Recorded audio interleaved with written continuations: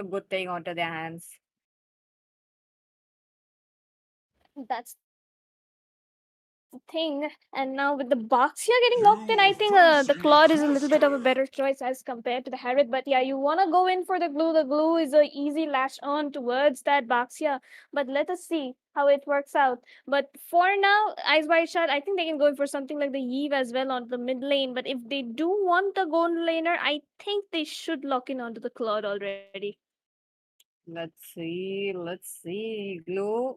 I feel like that's gonna be a roam glue rather than an EXP, but Eyes Wide Shut, their EXP glue have been a lot rather than roam, so that is, Come a on, bit of a Dexter. flex. It's our As of now, showtime. Celestial Titans, okay, that is going to be a Claude. They do wanna have the, Claude versus Harriet matchup. They are very much, strong enough with their claw. We have seen them playing Claude for such a long time, and I feel like there is a streak to that as well.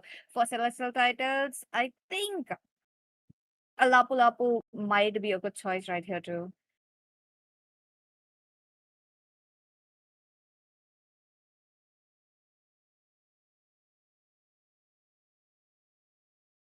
So let's see what they are trying to move forward with. And on to the same note, we will have to see what is going to be into the hands of Eyes Wide Shut as well. Now, on to the same note, Celestial titles. Not There's quite no sure they are time to taking chit their sweet chat. time as of now. Oh, okay. There we go. We got our My first tail's pick. been That's itching going to for a be real a fight. Kalea and a God. Very early mage, I would say, given the fact that there is still something as Zaytian Open who can give a Valor very and good loyalty in a crowd dead control body. in the team fights. And there you go. It's going to be a Leo mode. No Suyu. Interestingly, I'm not quite sure why the Suyu is not being picked up. Like, hey, I love I that pick, am okay? I am vengeance really pressed on to that pick on incarnate. why the teams are not going for it. Maybe on the second game, maybe on the third game, we may be able to see. So for Eyes Wide Shut, they have a Leo mode. They might be having an easier time as of now, trying to get the jungle clear as quickly as possible. But as for Celestial Titans, I would have preferred something a little more on a burst note onto their hands, given the fact that they do need to help Crowned by a heaven's bit on mandate, with my the legacy shall endure. Bakshia, I'm guessing it's a jungle. Most likely to be a jungle right here, but still it is up for a flex. Roam can work perfectly against if it's a glue roam. So that's gonna be it. And as for the bans, we are back again. That's gonna be a Moscow taking no chance right there since there's no A Harriet picked punch off. for a And on top of punch. that, the Zatian, as usual, they know that could have been such a good pick banned off. Now with the Paquito though, we are definitely seeing the Paquito getting picked and banned in our Indian tournament scenes as well. Now really loving it how the teams are getting a, inspiration from the other regions as well. So would love to see a Paquito pick in the future near games. Other than that, we are going to see one last ban coming in. Celestial Titans, what is it going to be? Now you lead the way to the next adventure. Okay. So far, it's going to be the Sora since the Team Celestial titles have picked up their maze very quickly. Now, again, considering how they have gone for the God, Sora is also a very good band, or maybe the Valentina works as well. Again, the Marcel is banned, so the Valentina getting banned is just like the chances are very, very low. So we'll have to see Eyes Wide Shut. What are they going to pick now? For now, they can go for a marksman, try to get their EXP slash I roam didn't a cure little the later as pain. well, since I they also harness don't it. know that Celestial Titans, it's gonna be a bit of a flex pick. EXP glue also works in certain scenarios, okay? If it's an EXP glue, that could work, that could like match his energy, clear the lanes, go to the team fights. But the problem with the Bakshia onto the EXP, he won't be providing much as equal to the blue. So I feel like that is a jungle. Kalea is here, and Valentina, she's gonna be having a feast as of now with all the ultimates right there. So far, the three they are really good because Kalea, the crowd control god, the Mystic Gush, and since she is a mage already, she will be moving forward with the magic items, she will be dealing Let damage them with play the the hero. Mystic Gush as I well. will be the But They with the call me a Bakshi result, hero also because she I can saved my provide a nation bit from of a falling apart. anti-heal onto the Land of Dawn towards her team. So this is all what we are talking about. It's a little titles. Yes, that's gonna be a YSS onto the goal. That means it's a Bakshi onto the jungle. EXP, we are getting a Yuzhong, and to match that, is it going to be a EXP glue? I don't think it's going to be an EXP glue, given the fact that glue can give out a lot of residue towards the Yuzhong very easily. So as for their roamer, they need to match a bit of an energy right here with the Kalea. Do want to see what is it going to be.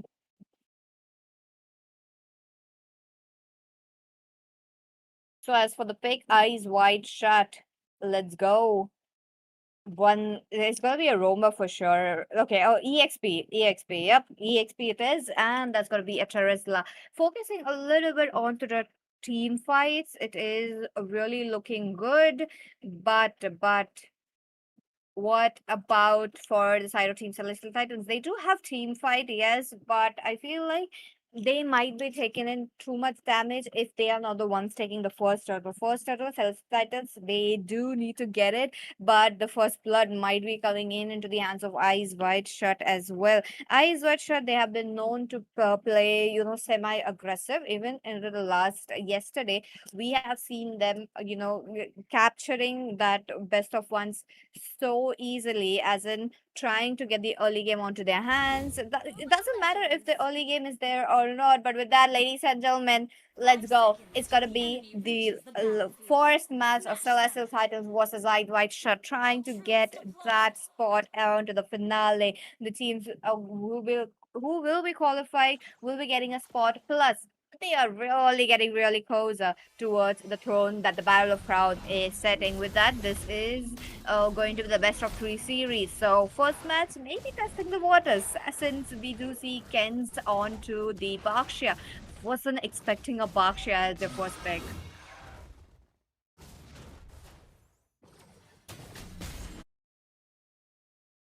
Oh, Luke as well as Mercy. Now they are on a freeze one, but hey, that's gonna look good since Purple Haze is on a fighter jungle and will be having the clearance very easily. Now, with that easy clearance, I feel like Purple Haze, his retribution level is gonna be a bit onto the higher note, and onto the same, he will be trying to get those objectives as quickly as possible onto the top lane. It is really interesting to see a YS is deployed against a Claude. Was expecting something like an Harry to jump in, given the fact that you did see a Phobius getting banned first, but the things are changing for Celestial Titans. They are also like trying to get eyes wide shut. They're trying to see where they could open up the cracks, and the same goes for eyes wide shut.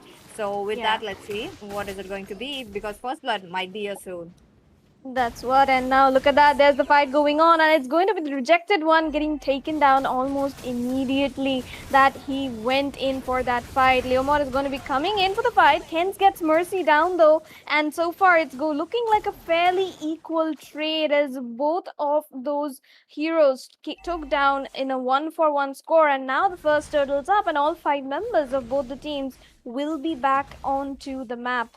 Eyes wide shut, they seem to have a little bit of the advantage in terms of the positioning around the turtle. They've got the control on the river area, and they will definitely be able to secure it safely.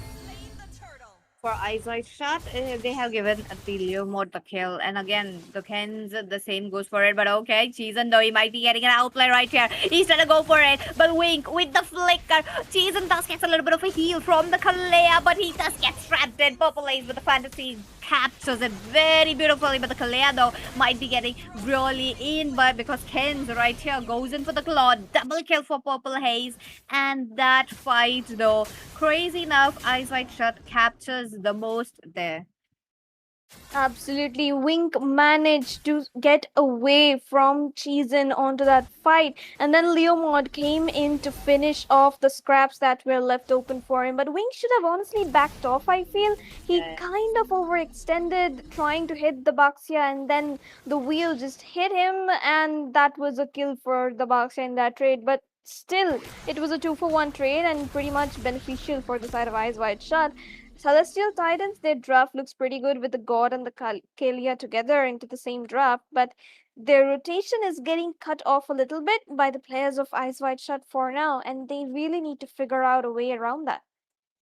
That is true, though. I feel like Wing was trying to get a kill right there, but that he would have been just gone in with the assist that he definitely got right there. But as for Lemonade, look at him giving out the vision, clearing out every single bush. As of now, Kenz jumps in.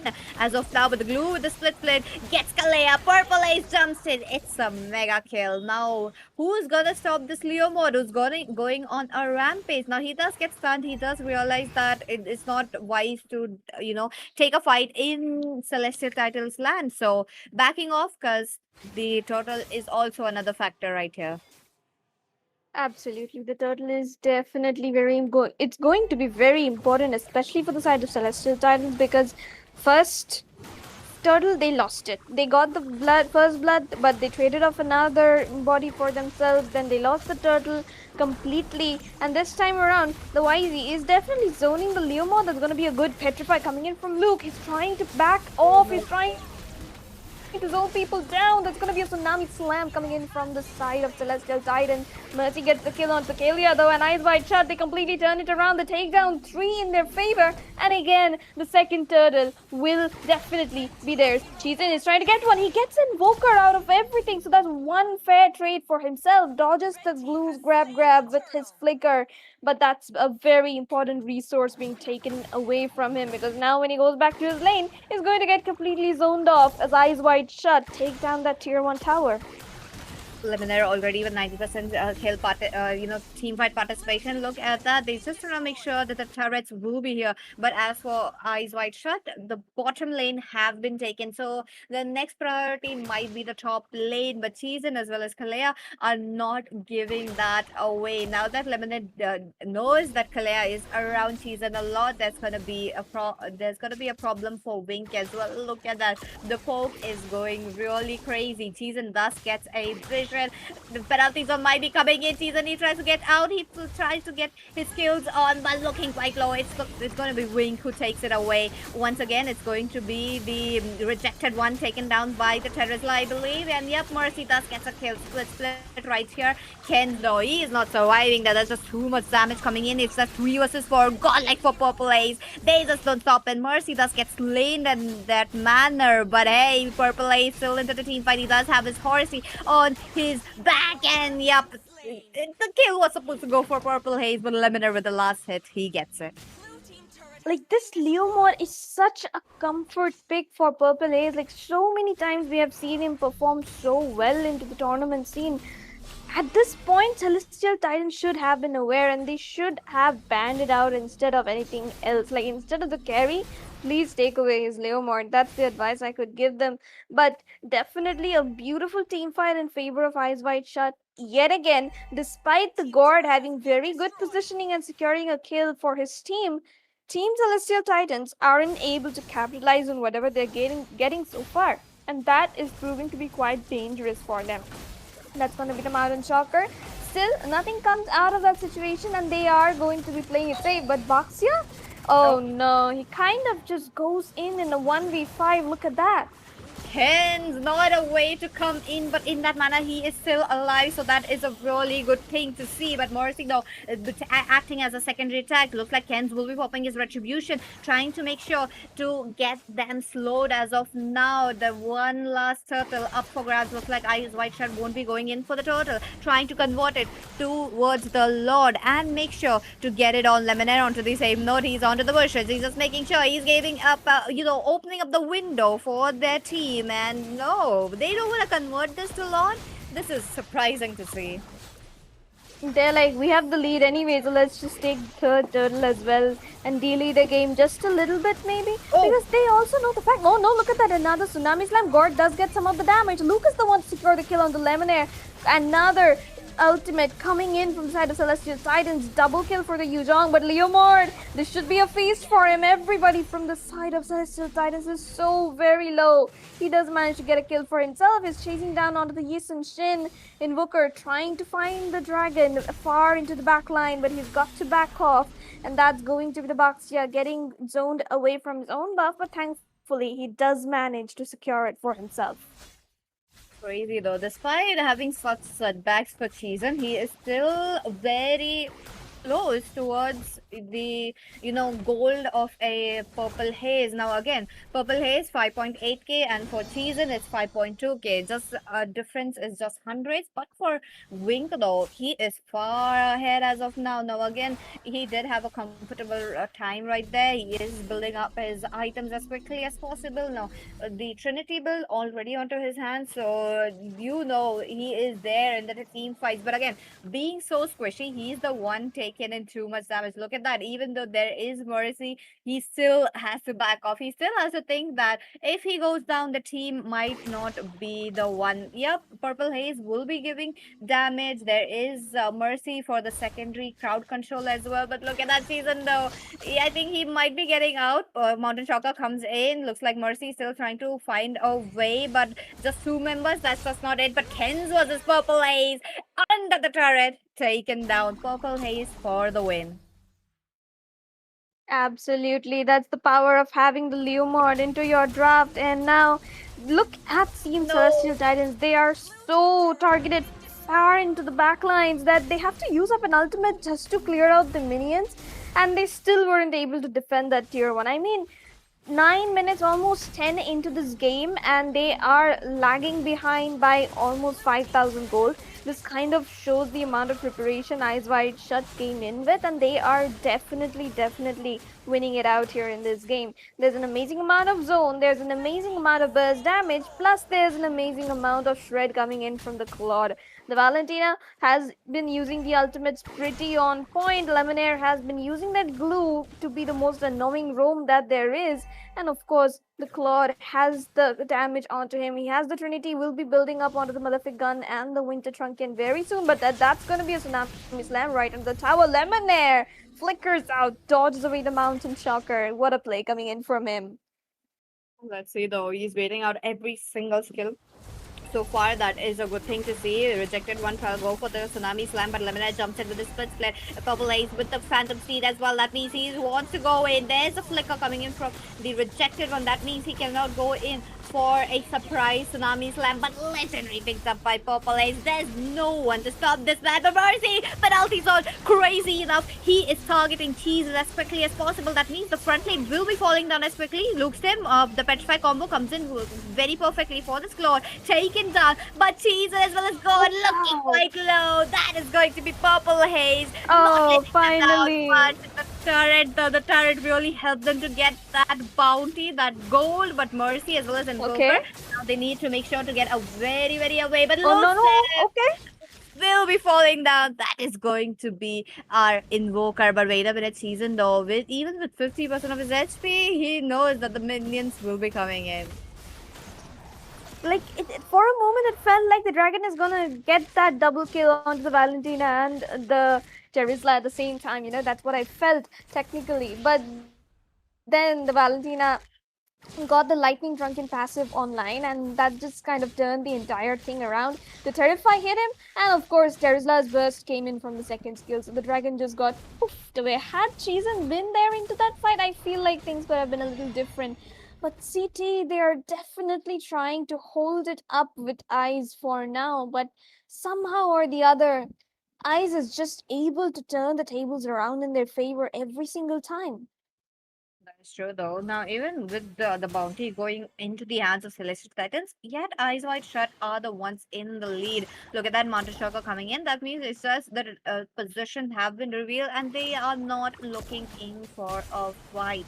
Eyes Wide Shut have been in such a lead. They are trying to get their cooldowns, diminished of their spells. So let's see how they will be trying to get into the fights, or is it just going to be Lebanon who just wants to make sure sure that Kens won't be a fit for the fights. I mean, the near future fights, because 16 seconds left for Celestial Titans to make quick decisions because they need to clear the lanes to try to put a bit of a pressure. And for Luke Step, I believe that would be that would have been such a great choice, or especially for Cheezen, trying to go for the opposite lane since they know Eyes Wide Shut really wants that Lord. Absolutely, that's the thing. They have got an amazing amount of goal lead into their hands, and they will definitely be looking for that Lord and a quick end to this game. It's 13 minutes so far. Will be approximately 20 more seconds till the Lord comes out at 13:41, and then they'll be able to charge along with it. And by the time they reach the base, there's going to be another set of minions back in the map, and both of them will be enhanced enough to at least take down both the inhibitors. If by any miracle, Team CT manages to defend the Lord that's going to be coming in. It's still not too enhanced, and they do have an amazing amount of wave clear thanks to the Guard, and also an amazing amount of frontline. So I feel like it's a defendable Lord for now, but mistakes do happen. Oh no, but that's gonna be a tsunami slam.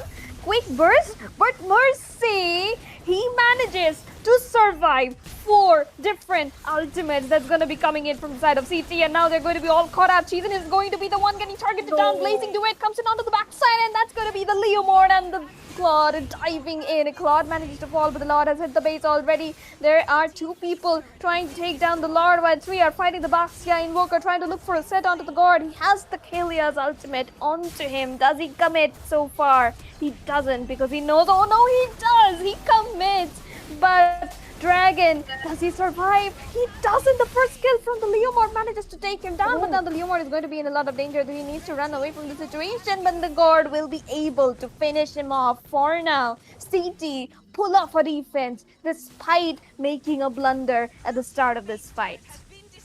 Oh my god, like crazy though. Mercy almost taken down right at the start, and yet still being into the team fight, not going back for a recall. But crazy enough, God is picking up the Sky TSS stack. So this is going to be a little bit hectic for Eyes Wide Shut. And on top of that, CT does not have any inhibitors left, so no inhibitors. That means the pressure, the minion pressure is going to be quite hard. And as for Eyes Wide Shut, they have been moving, being into the team fights quite a lot. Even though they are low, they are, putting in themselves for the danger. They're like, oh, it's okay, even if we been taken down. But the main thing is all the main heroes being taken on from the back lanes. But wait a minute, Mercy though, I don't think he's gonna survive. They're missing Gush, really giving that kind of a damage limiter onto their right hands, trying to go for the season, and will be taken down as well, given the fact that Eyes Wide Shut did not commit. 27 seconds left for the Lord, while the team members are just few seconds off.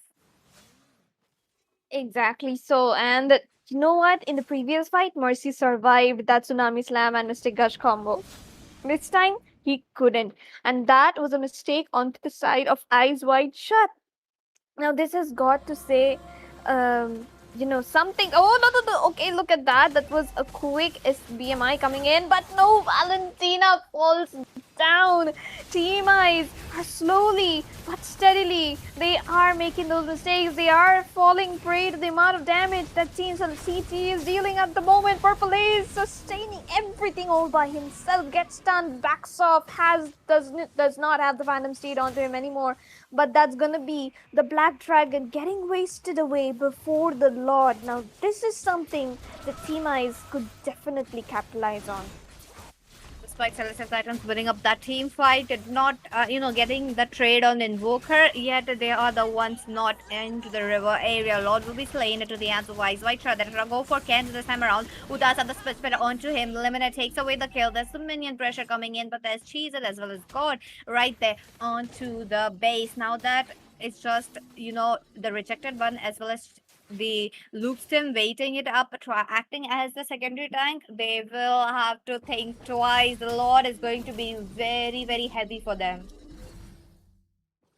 That is the thing, and for now the Lord is going to be charging in. Eyes, despite everything, they are still trying to look strong. Lemonade with the target. for the kill. Yeah, that's gonna be a monster kill. The Winter Trunking under the base. The Claude makes a mistake, but the Lord Oh, is still very, very healthy. The Ice has got two people, and the Lord is enough for the side of Team Ice to take away game number one into their hands. eyes wide shut. What a game. What a game that they have shown as of now, given the fact that CT were almost making that comeback. They had that like a little grip right there onto Eyes Wide Shut, but they just lost all of it in just one instance. Now, with that, looks like Eyes Wide Shut, if they win the next game, they will be definitely qualifying. But for CT, they do have a real challenge as of now. And let's move on towards the result. Looks like it's going to be Purple Haze picking up the MVP. Understandable. 8 kills without death. He deserves that MVP.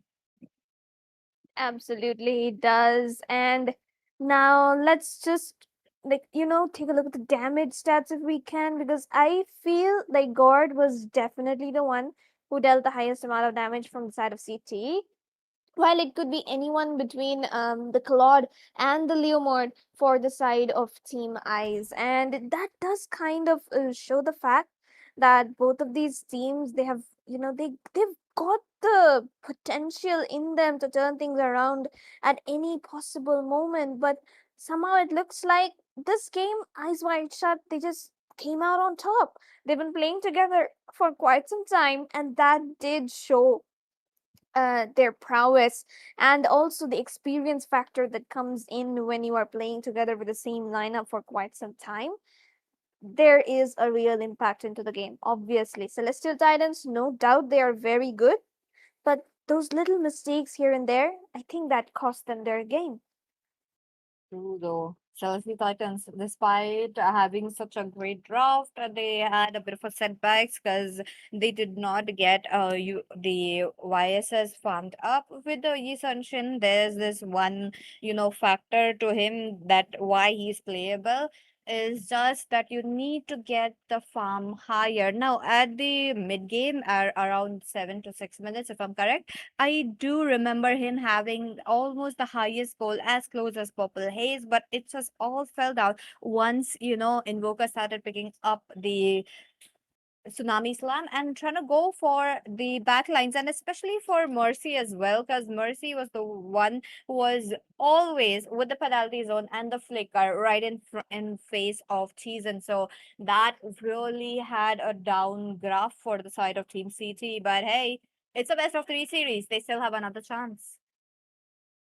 That's the thing, it's a best of three, and you can turn things around in a best of three. You can take your first game as a lesson, and you can turn the draft around in your favor into the next game. And I think that CT definitely had a potential to do that.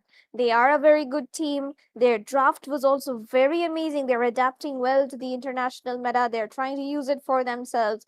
And that did show up in this game's draft from both the sides. But CT, if they want to move into the grand finals, they need to, you know, they need to fix up their rotations a bit, and probably those little engages and the commits that they are doing towards the side lanes. That's all they need to do. But other than that, both the teams, they did an amazing effort, I feel, Peachy.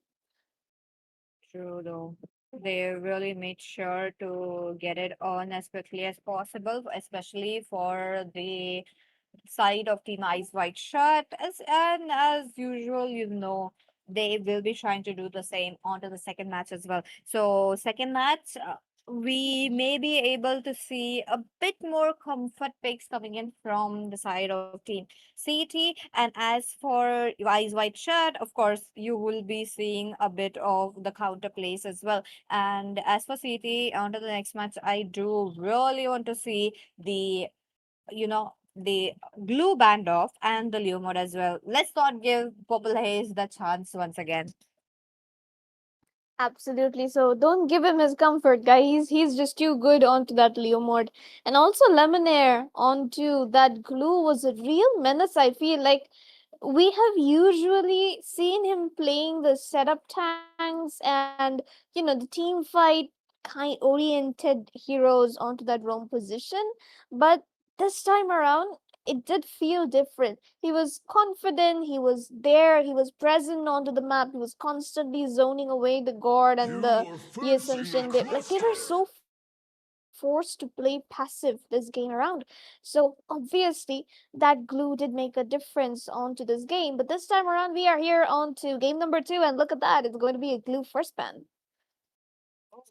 That was much needed. Lemonade really good with that, especially trying to go for Kens because they kind of realized that Kens would be just like a catalyst trying to stop them down, and they were the ones pushing Kens down in every single team fight. You do see him being low or almost taken out or taken out. So that was the case right here. Lemonade really did a good job with the split, trying to get his stacks up, especially for on to Ken. So Celestial Titles, what are they going to do?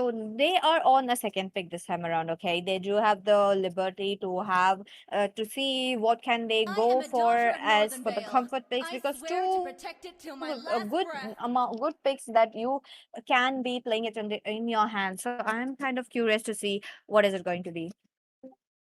Exactly. And Eyes Wide Shut, they have taken away Butterflies the glue, born and by now thy Celestial wish, Titans are the ones who guided take away by the Freya. lantern's light. Quite possibly the Jushin and the Harley being the red team. Oh Rocks no, but it's need Eyes no Wide Shut to take protection away the from the Jushin rain. themselves. What?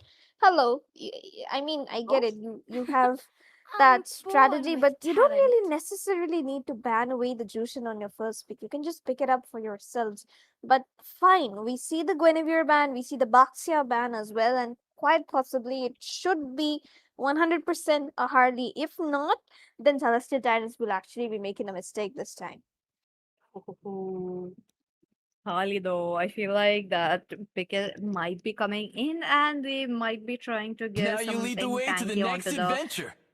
gold as well. I mean, not I'm not saying that they will be just like trying to go for a pure marksman, like pure tank right there. But let's see what is it going to be, given the Different fact that eyes wide perspectives shut, the expose first the pick is same there onto their truth. hands, and they are Two, going in one. for a Marcel. Long time no see. It was CT onto the last match who banned it off. Now CT can pick up a Valentina since it's not banned. Exactly so. The Marcel is actually one of the best roamers at the moment into the meta, so obviously he gets picked up first. But doesn't this kind of also mean that I you're am giving not the away only the one Harley, the bound by Claude, the these Harriet to your chains. opponents? But interestingly enough, Celestial Titans, they pick up the Phobias for themselves. That's a smart choice against the Marcel, and it also does work um according to the fact that you will be hindering the Leomord pick as well as the Harrod pick for Eyes Wide Shut. But Celestial Titans here definitely Sun have the rises when liberty I to give pick the up word. either the Claude or the Harrod. But yeah, we just have to forget that gold lane exists, and we are going to be able to see the Khalid coming in towards the Rome against a Marcel. Now, this is an interesting shot, I would say, because technically both of the roamers can counter each other, but towards the late game, I feel the Marcel is a better pick. So 100% right there. He is like a set maker. It's just make or break. So Eyes Wide Shut, I don't feel like there's gonna be a Leo mode once My again, given the fact kiss that you do grants you have There's no something time to chit of a chat. hero that is just trying to make up a set and you have to dive in. For them, an assassin could be a very good pick, but there you go. It is going to be a god. Now with that god, it is going to be such a amazing synergy with a Marcel. So I'm kind of curious to see how they will be trying to stop it. Especially, they need to make sure this Phobius won't be getting his passive up. Absolutely. Celestial Titans, they've still got the Claw open. They still have the Harith open. I have no idea why these teams are not going in for those heroes which are so very prioritized into the goal lane these days. But fine, everyone has their own comfort. But technically speaking, if you notice, the Alice and the Come Marcel, they on, kind Dexter. of It's our counter each other's showtime. ultimates. The Alice, the curse of sorry, the bloody oath, it can land down any time on you, but if the Marcel uses the golden hour, then that's going to be a problem because the stun and the immobilize from the Alice ultimate isn't going to be hitting properly. Thankfully enough, Celestial Titans do take up the Claude for themselves. But for now, we'll have to see what the rest of the bands are looking like. Let's go. Let's see now Experience onto the the same note. euphony of There you go. It's going to be suffering. a Claude coming in. That was really unexpected All from the who side of dare Team stand in my CT. way Now will they be are trying devoured. to go a little far away from what they were doing onto the first match. And it's kind of like okay because it was like just the first match. They were trying to experiment and they got their experimented very well. And this time around, they also know what can be done and what is the solution to trying to take down eyes wide shut, but we'll have to see the real game what's gonna I am happen vengeance very soon. incarnate. Hanzo gets taken out. I mean, fine, that's just one of those respect bands, I guess. But Hanzo is the band coming in. Moskov I and didn't Granger, cure of the course, a pain. valid choice I against the harness Claude, it. as well as a very good combo against the Marcel. Valentina, again, a very smart band. You cannot copy up any of the ultimates coming in from the side of Ice, so good choice. And of course, the Valentina should have been actually a pretty decent hero here, even against the God. But for now, let's see. CT, what do they get to pick onto their mid? The Zetian is open, the Farsa is open, the Eve is open. These are three heroes which can work pretty decently well against the Guard. But other than that, the mid options are a little bit limited unless they decide to go in for something like the Lunox. But the Valir can also work out in this situation because his ultimate is Crowned going to by be heaven's proving very mandate, useful my legacy from shall the CC that endure. Ice has. But okay, they decided to go in for the safe pick, which is going to be the Zetian. Now, to counter this, Ice can definitely still lock in on the Harriet, but that's going to be 4 magic, so they do need a physical marksman now. Now this is a bit of a chokehold for Ice though, because in terms of physical marksman, who's really open? The Bruno The and the immortal one Beatrix. chose me to And vanquish the both of shadows them that would plague struggle this a little world. bit against the draft of CT, don't you think? That's true, though.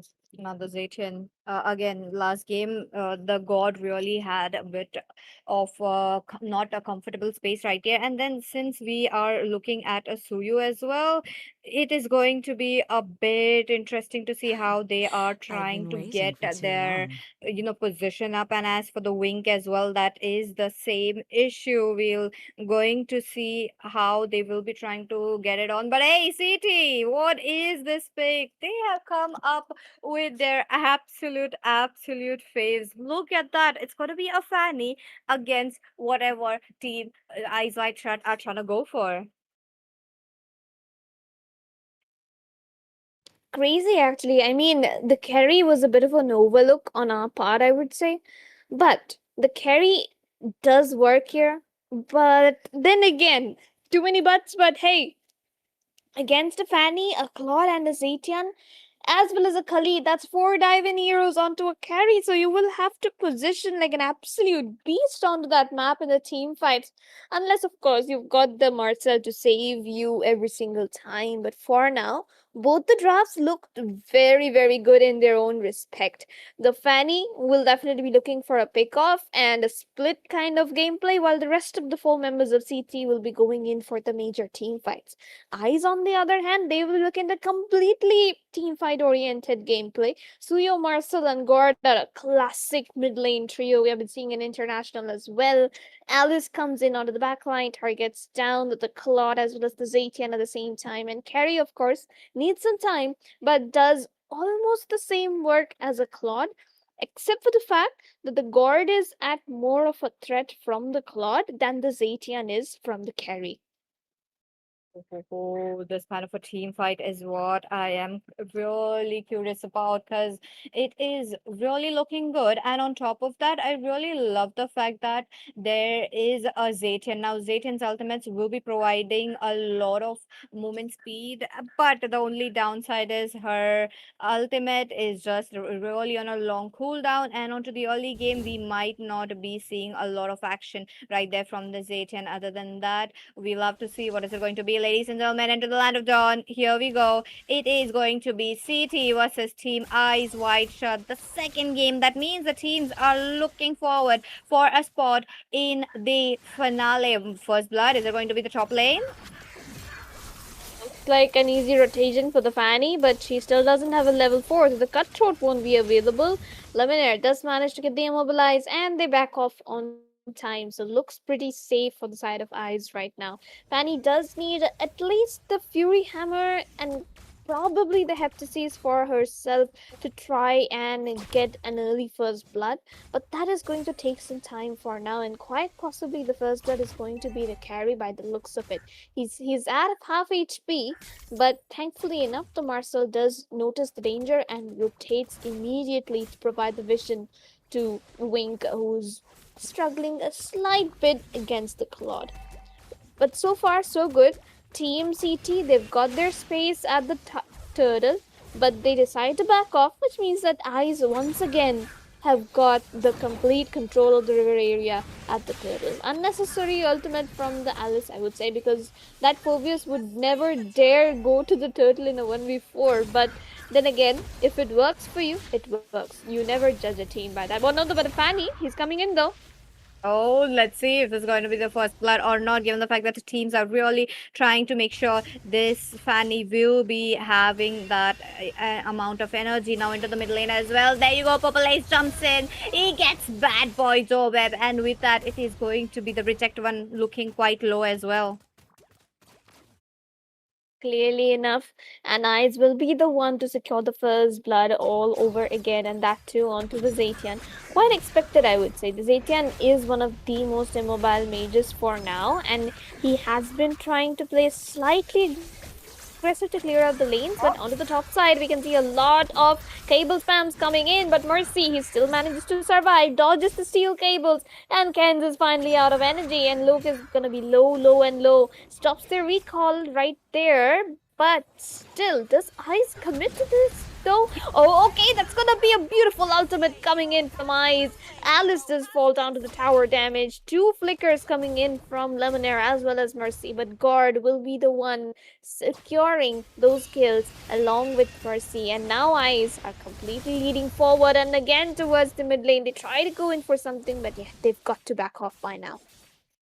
Let's see what will Celestial Titans do, given the fact that they have completely not getting any, snowball into the hands of Ken's. Not quite sure why did Ken's go in for the top lane where they could have, the CT would have tried to press for the carry. Understandable, carry is a bit, not a favorable kill right there, but at the same time I feel like they could have gotten the kill and that would have been boosted Ken's. But look at him, he goes into the top lane, goes in for the control, doesn't get it all. Wing though with level 4 already, he is just popping his light wheels.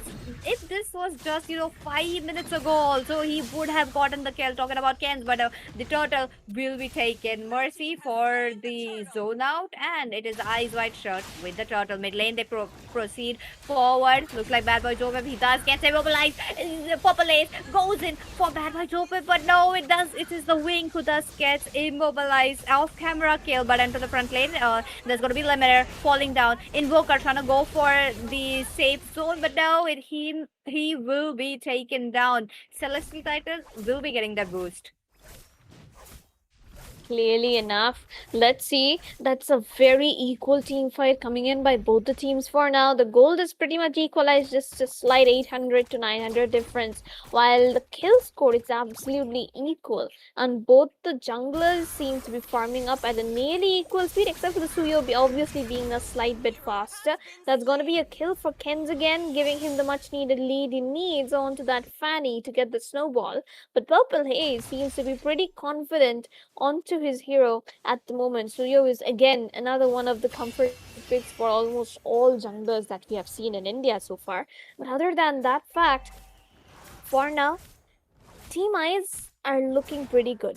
They have the setup, they've got the late game into their hands. All they need to do is try and protect the carry a bit, which they haven't done so far. But look at that, another off-cam kill onto the top side from Purple Haze as well as Invoker. But Team CT do the exact same thing. They mirror out the rotation. They want those towers, they want the marksmen.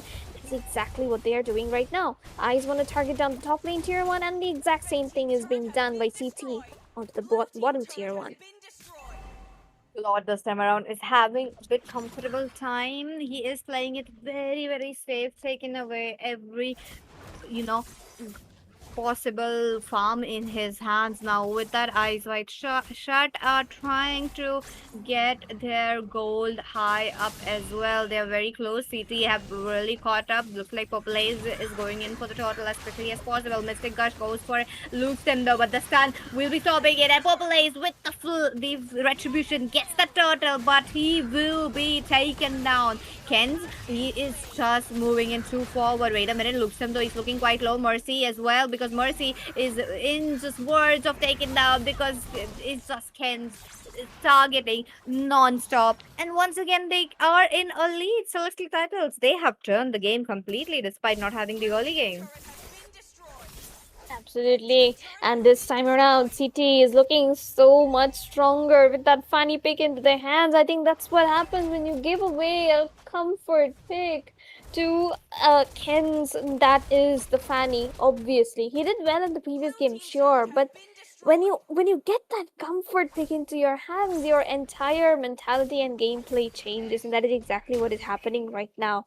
But we'll have to see. This is still the mid-game phase. The carry, neither the Claw nor the carry, they have not hit their power spikes yet.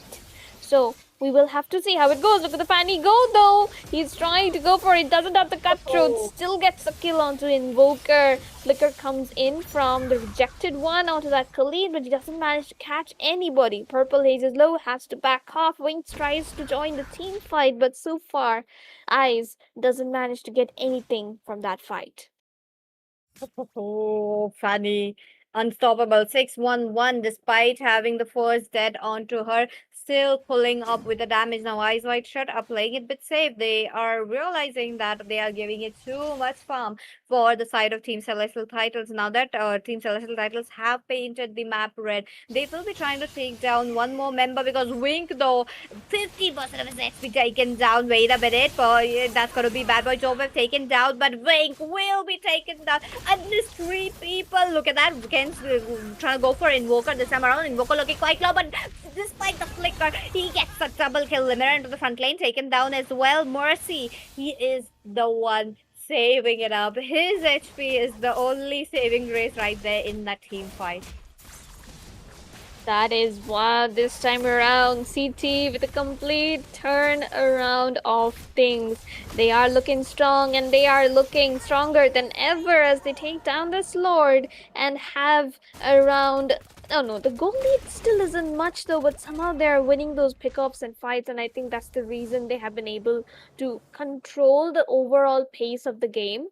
I think they also have more amount of turrets onto their hands. So definitely they are doing their job at this point. All they need to do is make sure the Fanny and the Claude don't die towards the late game, and the Zetian gets her ultimate kind of on point, and that should be enough for them to win out this match. Celestial Titans really holding it out altogether. The dangerous grass is really a good thing, but Wink though flickering out of the way. He jumps in, and that comes the stun from the Fury of Phoenix, making sure they are taking out Purple Ace with the first, but the rejected one taking out too much damage from the front lane will be traded out as well. 1-for-1, and the team eyes wide shut away. The he does get immobilized. The Mystic Gush really reaches up to him, but the Fovius being Fovius is safe. Beautifully done from the side of CT. They get one, they back off. Good discipline being shown by them. So obviously, it does look like they will be able to turn around the things in their favor a little bit more as Fanny secures that blue onto the top side.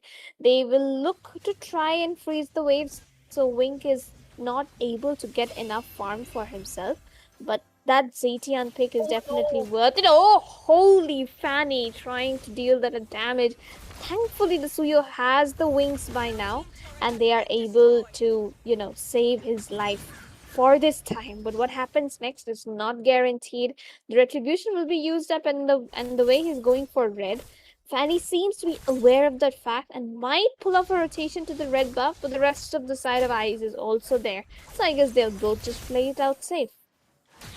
For now, Fanny is trying to see that window of opportunity, try to go for Lemonade as well. Invoker spotted out, but Purple Haze though will be the first priority for Ken's. Onto the same note, it is going to be Wink who does get stunned up, but there's no follow-up coming in. Flickers out of the way. He's trying to regen, but the team is realizing that there is the backup coming in. Backup quite too late. I feel like Wink would have been traded out right there if the team wasn't there for Eyes Wide Shut. Exactly so. And it's just a lack of damage I feel at this point from the side of Eyes, because that carry is really not able to be present into the team fights, and that is exactly what I said is going to happen when he picked it up, because of the amount of poke damage that the side of CT has. He has to protect himself from the blazing duet, from the cutthroat, from the raging sandstorm, from Phoebus' Inferno Pursuit, and also the Fury of the Phoenix. And okay. Not sure what happened because all the members of Ice White Shirt just went in for their ultimates just because Luke's team did a flicker. But wait a minute, looks like Lemonade, he's trying to immobilize members right here, but the no backup will be resulting them to backing off as of now. They do realize that the Lord is coming up now. Ice White Shirt, the Lord is really very important. Wait a minute, Lemonade is going for the immobilization. Bad Boy Jovip, he does have his passive up this time around, so it's gonna be a little hard for Purple Haze to jump in unless Lemonade will be doing his thing. Kens at the same time takes away the Lord. Lemonade looking quite low along with Purple Haze. Kens jumps in, gets Lemonade. That's gonna be legendary for the Kens. Wait a minute, there's no Wink as well. That means Mercy is the one acting as a secondary tank as of now. Will he be surviving? Because Backline. back lanes, it's gonna be Cheezen jumping in despite the slows. He's still managing to get another, but I feel like that's gonna be Mercy. That window of opportunity just closed out right when Fanny just jumped in. Absolutely crazy team fight. That golden hour caught the carry, and Lemonade wasn't able to unfreeze the carry at the proper time, and obviously she fell down. Then Suyo ran away in the opposite direction, managed to survive. Claude came in from the backside trying to take down the guard, but guard had the flicker, so he managed to survive. And of course, the Alice has the Justice Pauldron, so he didn't fall down either. But right now, right at the mid tower, the Mystic Gush was able to take down Cheesin. So one mistake from the side of CT, otherwise they would have been able to take down the mid inhibitor as well. Oh my goodness. Eyesight shut. They're all pushed in towards their own inhibitors as of now. The last game it was Celestial Titles, and this time around they came up with their trump card. As of now, Celestial Titles will be trying to look forward for the next Lord and try to end this game as well. But Ken's, my goodness, he is just waiting for another trade off. Now Lemonade on the same note is opening up the map. He's just doing that just because he does have the mobility, and if it was some other tank, I'm pretty sure they would have just jumped in as quickly as possible. As for Ken's being an assassin, and that too on a Fanny, he can clear the lane opposite to the Lord as quickly as possible and just in few seconds come up towards the Lord as well. But no! Ken's will be traded off just by Luminaire and Wink. Crazy stuff.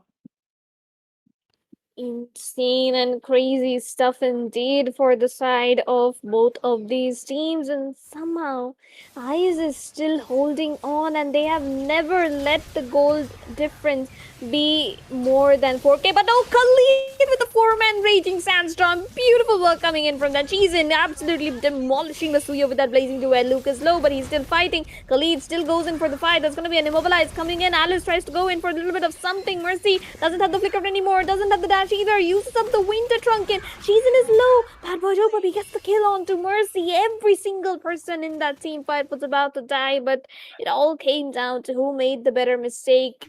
And 2 members down for the side of Eyes, 1 down from the side of CT. So it looks like fair trade, but now the Lord control will be into the hands of CT. Oh my gosh. Despite losing their jungler just like 50 seconds ago before the Lord, still pulling it up. Lemonade as well as Invoker, they are trying to pull up with something, trying to go for the clutch moment as well, but It will all be futile. Look at them, Celestial Titans. So another lord onto their hands. That means they will be pushing down every single inhibitor. Now all that inhibitor falling down. Eyes wide shut. Wait a minute, let me taking on too much damage. Goes in for the golden hour. Two members stand up, but the Fury of Phoenix will be stopping them so that to not go enter that golden hour. As of now, we'll have to see what Celestial Titans are pushing up, given the fact that they do have the lot coming in. I'm sorry. That's the thing. And now CT seems to be looking a little bit under pressure to end this game because the game is constantly progressing. And now Eyes will have to defend this however they can. They're trying to defend their inhibitor, pull the lot towards the inhibitor, but somehow it's just not working too much. The Suyo is gonna be low. Fanny is still very, very low, has to escape, manages to do it with the steel cables. And now they do pull off an amazing defense all over again, but the goal lead is steadily rising for the side of CT. Only the mid inhibitor is standing and they need to defend it at all costs. Khalid gets the conceal. He's looking for a setup that's going to be the golden hour onto 3 this time, but the Zetian with the Fury of the Phoenix changes the entire course of the game. Alice gets an ult onto 3, but there's no backup. Jason uses up the Wind of Nature, has to deal some damage. Mystic Gush, Flicker, Invoker gets the kill, but Invoker needs to back off. The Fanny is here on to Wink as well as Invoker. Fanny still trying to look for something, misses a cable or two, but my goodness, these two teams, neither of them want to give up because they know how important this match is. Really loving the fact that the Satan as well as the Marcel are playing on the same plane. As soon as you see the golden hour, Bad Boy Joker with his ultimate, they're just like trying to make sure putting that dominance in that the team Celestial Fighters won't be entering into the team fight. But in the middle lane, it was almost there as a bit of a pressure. But wait a minute, Purple Haze though. He is trying to get out of the way. Ken's this time around taking out too much damage. There is that little the speed coming in, but Wink, though, his speedy light wheels were just traveling at an insane speed. And now Kens is not finding any window of opportunity. The last three fights we have seen, they are just trying to make sure. But wait a minute, Lemonade looking quite low, goes in for the golden hour, but and is out of the way. Mystic Gush for the rejected one, taken down. And as for the team Eyes Wide Shut, they are absolutely giving us the comeback that they want. Oh no. But no, indeed, that's gonna be Purple Haze falling down. Lemonade chasing a Claude by himself as a Marcel is probably one of the worst mistakes I have seen, as Cheesin gets a triple carry, the only one left. Far away from the base, manages to recall, but can they defend the oncoming waves? There's 3. There's 1. Oh no! But okay. Flicker, but killing spree. Now he's dead though. That's gonna be a Winter Trunkin. Then mega kill for Wink. Wink gets the Wind of Nature. He still has the damage though. Can he defend? This is the question. There's 1 minion. There's the Phobius. There's the Claude. He is trying his best, but the knock up from Luke is the end of it. CT steal away game number 2. CT definitely wants that spot into the grand finale. Look at them giving that trump card with the Fanny and also winning up the game despite being a bit of a Fanny not being such a late game hero. We did say how the Fanny was struggling to get a kill and was trying to create absolute of any kind of distraction that the team could use for. Let's move ahead towards the result screen. Season with the MVP. Easily enough. Jizen, well deserved MVP onto the Claude. I told you Claude is one of their comfort picks. They should have just picked it sooner into the first game as well, I feel. But unfortunately, Ice will be losing out on this one. And I feel like it's the Marcel pick, which didn't really combo with the Alice at all. And that was the entire issue of this game. True though, I had a feeling that they needed much more onto the team fights. If it was a Teresla against that Alice, they might have gotten a bit of a secondary team fight as well, but that was just not it. And as well as Wink though, he was farming up. He was getting that chance. He was getting that a bit of a damage up, but it was too late. Exactly. The damage from the carry as well as the guard. It only came online towards like after the 10th, 11th minute mark. And by then, CT already had managed to get a lot of lead for themselves. The Khalid was making a mistake or two, as well as the Zetian by playing too aggressive against, the Suyo as well as the Marcel. But somehow or the other, the Marcel, the Alice, the God, they weren't able to sync up well together. It's a broken combo, we know, but it comes down to the players' individual sync when they're playing those heroes together for, you know, like when they're new at that synergy or whatever you want to say. Maybe they haven't practiced it enough. These things happen. So yeah. Crazy. What a match though. CT really absolutely giving the best, making sure to that Eyes Wide Shut won't be taking it away in a 2-0 manner. But for the side of team Eyes Wide Shut, they are realizing their shortcomings as well. So I am kind of curious to see what will be their trump card, because as for now, the Fanny is definitely going towards the ban section. Obviously, I mean, I don't know why CG didn't pick it in the first game. Like, was it a server issue? Is it the Delhi server, Bengal server thing that happened for these people? Because as far as I know, CT does play in Delhi. They recently were the North Zone qualifying team. So obviously that's one thing that we can say for the game one. It was Bengal.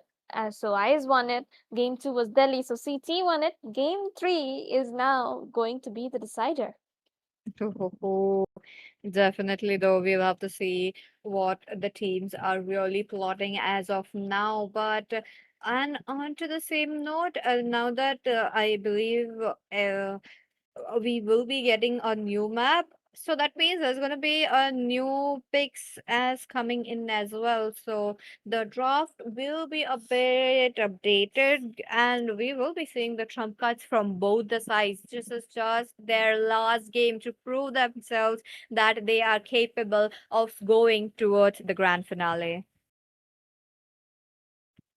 Absolutely. So it was an amazing game, though I have to say this is one of the most interesting matches I have seen so far in Battle for Crown. And these two teams really showed why they are in the semis. And now finally we are here into the draft phase for this tiebreaker, PG. Definitely, it's one for one. And with that, ladies and gentlemen, You will let's dive into face the the crosser. the draft once again. Celestial Titans versus Eyes Wide Shut. They are here to capture it and try to go for the last. So for Celestial Titans, the glue is a no-no. Game number one, that was pretty brutal for them. So once again, the respect ban is there. Exactly so.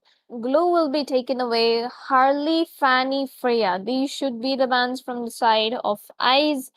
If not Eyes, then I either am a of the daughter teams of need to Northern ban Vale. that I hero. swear to Freya protect it till gone, my last fine. breath. TT, they might also ban away the Leomord this time. Or they could try and take away maybe the Jushin or Gord, like Eyes had done for themselves. They banned out the Jushin in their second pick despite having the first pick advantage. This time around, we'll see what CT does. Let's see. So far, we are getting the Freya ban. Looks like both the sides is not gonna be open. Right from the game number one, it is a perma ban. So Rocks need this is no going to be protection a from the match about rain. which team will be getting a guard. We have saying right from the first match, the god has been such a prominent hero right here for both of the teams, not just one. So it's going to be a push and pull for that. But other than that, Bakshia out of the way, Different looks perspectives like they want to expose go the in for same the assassin truth. route Three, once again. two, one. That's what. They take away the Basya. They do want that Fanny for themselves. If not the Fanny, then some other assassin, maybe the Suyu or the Hurley. They could just go in for that first pick. And Eyes actually ban out the Marcel. Now, this is, I mean, in the first phase, I would definitely say it's not that necessary because you are giving away the Welcome to the junglers greatest in magic this show of situation. all You're also time. giving away a lot of goal laners that's available. Claude was the major threat in the second game, so why not just ban out the Claude instead the Marcel? You can just counter the Marcel with a Phobius or Butterflies a born Kimi by or thy anything wish, else like CT did in guided the previous. by lantern's light. True though. True. But this time around, I feel like Eyes Wide Shut will be the one trying to take away the Claude onto their hands, given the fact that Celestial Titles went in for the first pick, and now they will have to take one and give away two. I am not the only one bound by these chains. That's what they take up the Phobius, which means Harith is going to be a risky pick. But Eyes, do they go in for the Claude almost immediately, or do they trade it off with something? Since the Phobius is already onto the EXP side, we might see an Esmeralda. That is a possibility. But other than that, we definitely have the option of the mid lane being Come chunked on, up Dexter. first. It's our Jushin has been showtime. taken out, My but that's going to mission be a is Claude to steal, protect obviously, lives. along with the high loss. So they want to empower the Blazing Duet with the Glorious Pathway as much as they want. Crazy. I do want to see how they will be trying to get a marksman on since Celestial Titles went in for the Vices at the first pick, and that just did not work out very, very well. Now, as for them, they gave out the Claude onto the other hands, and they'll have to see what to get it. There's no Harrod though. I'm not quite sure why the teams are not going in for the Harrod. Game number one, no Harrod. Game number two, no Harrod Tail's as been well. itching So, for a real Celestial fight. Titan, is it a pick, or are they going to put another I've been waiting unorthodox for too marksman long. right there? Oh, that's not going to be the case. Looks like it's going to be a carry. And for the Celestial Titans, I feel like Cheesin will be having a comfortable time this time around. Absolutely. So, Carrie and Kalia, now that's a classic combo these days. Maybe the Lunox comes in next, but I definitely needs to read into that and ban out the Lunox. I feel they could amazingly well enough they could go in for the Zetian in this case because last game the Zetian was a major issue for the carry and they really need to pick up something like that. Invoker is decently good onto the utility mages and he should be able to utilize that into his favor. But let's see what they decide because the Kalia also needs to be taken into consideration when picking up the Zetian. But it does feel like the Zetian is the best option, no, in this case? Valor and 100%. royalty in I a do dead want to body. see the Zetian pick Okay. coming up as well, All who dare stand in my or way will onto be the ban devoured. as well. But hey, that's gonna be enhanced. So another trump card out of the way. Looks like Eyes Wide Shut. They are like prevention is better than cure. So they are banning those heroes up now. As for Celestial Titans, what are they going to Crowned by ban? heaven's Now that the muscle mandate, is out of the way, my the glue is legacy also not shall there. endure. Kaja. I have seen Lamina play the Kaja very, very well. But since we already have an high loss, so I don't think that's going to be it. And there you go. It's going to be a Zatian banning it off. Zatian and a god, maybe. Or unless CT wants the god for themselves. Sir, what's your command? So let's see what the teams are trying to go ahead for. Looks like it's going to be a Fanny as well. A lot of assassin bans from Eyes Like Shan. That is really good though, because Ken's absolutely killed it onto that Fanny last game. And also this time around, they don't want the same. Now that they have abandoned a lot Yeah. of assassins, like a lot of respect bans, Time to go to the will Kens IST be forced to show pick up for the some tank fun. jungle once again? If that's the case, then it's actually a disadvantage for the side of CT because Eyes have got the Leo mod, and Leo mod is particularly good while melting down tanks and sustaining against the assassins. So we'll have to see what they decide here. But CT can actually go in for something like the Yisun plus Lunox combo. Now that is a very, very, very 100% standard combo along with the Kalia and the carry that they have picked up right now. But let's see what they decide though. I feel like the Lunox Yisun should be such a good choice, and even the Suyo could be a good choice in this case. But against the Leomord, Uranus plus the Hylos, that is the only issue they have in this game. Oh my goodness. That is like a lot as of now. Among Putting the up planes a exists the Uranus The right Immortal there, One but chose to me slow to them vanquish down, the it's not gonna be a shadows god, that but it's gonna plague this be world. a Eve. Understandable. They don't want to that area for themselves, so that the team will be forced to play out of that area. But since Ice White should have the Claude, he is very mobile. I feel like the kind of control that the mage can give against the marksman might not be here against this Eve, but there you go. Just to counter that Eve, we are looking at a Louis. Such a long time. I feel like this is like the one and the last Louis pick we will be seeing in the Battle of Crown. Yep, that's gonna be a very rare pick that we get to see coming in from Invoker.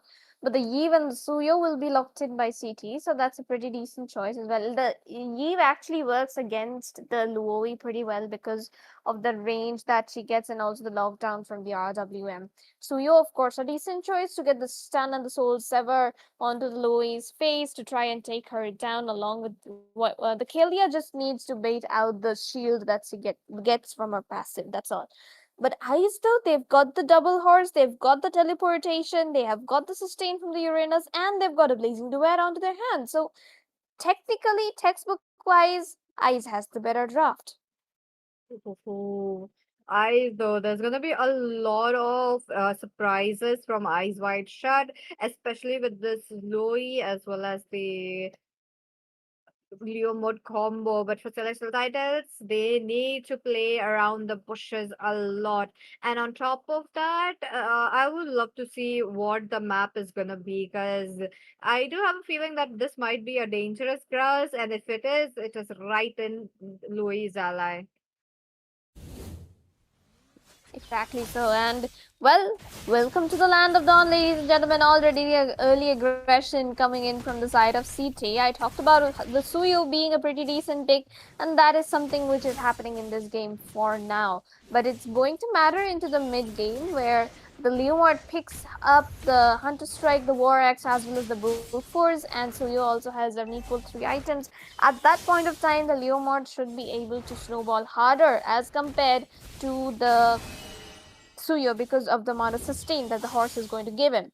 But for now, it's a very equal match on towards the early game. Pressure onto the bot side, onto the Uranus, because they know they need to shut down the Uranus early on, and that lane cut is going to be proving very costly for the Ice.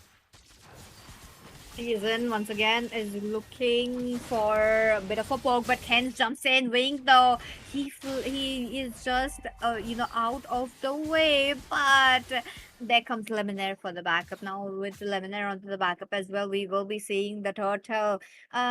Maybe there's going to be surprises coming in as soon as Invoker gets level 4, and Lemonade looking quite low. Purple Ace comes into the poor fantasy, but it's gonna be Ken's taken down, and that is not looking good since you are the jungler.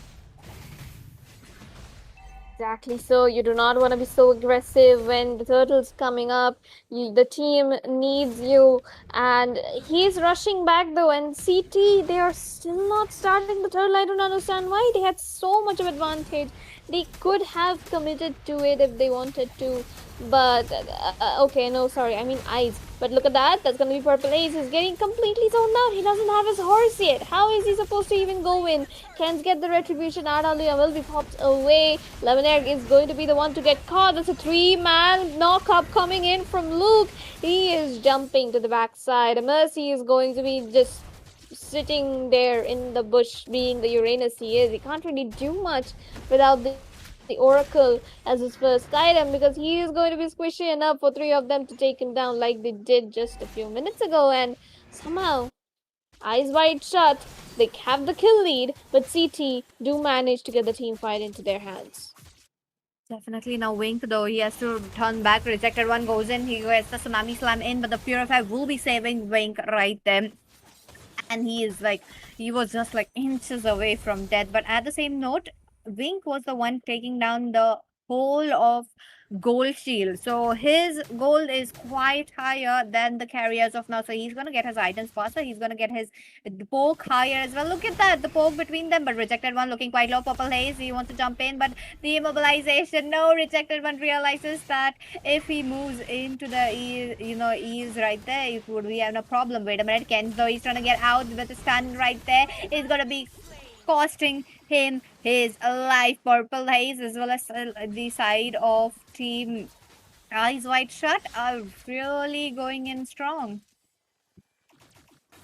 Absolutely. They're like, we gave you a game, it was a disadvantage for us on your server, but now you're in our territory, and this is completely our time to win, and we are not letting. Look at the TP coming in from Invoker, though. Dived in a little too deep and still manages to survive in the middle of everything. I don't know how he's doing it, but he is the shield from the yin yang combo. The diversion play coming in from Eyes has absolutely managed to demolish the side of Team CT. They won those towers. They got a tower already before the 5-minute mark onto the bottom lane, and they took the entire gold shield from the mid lane tower.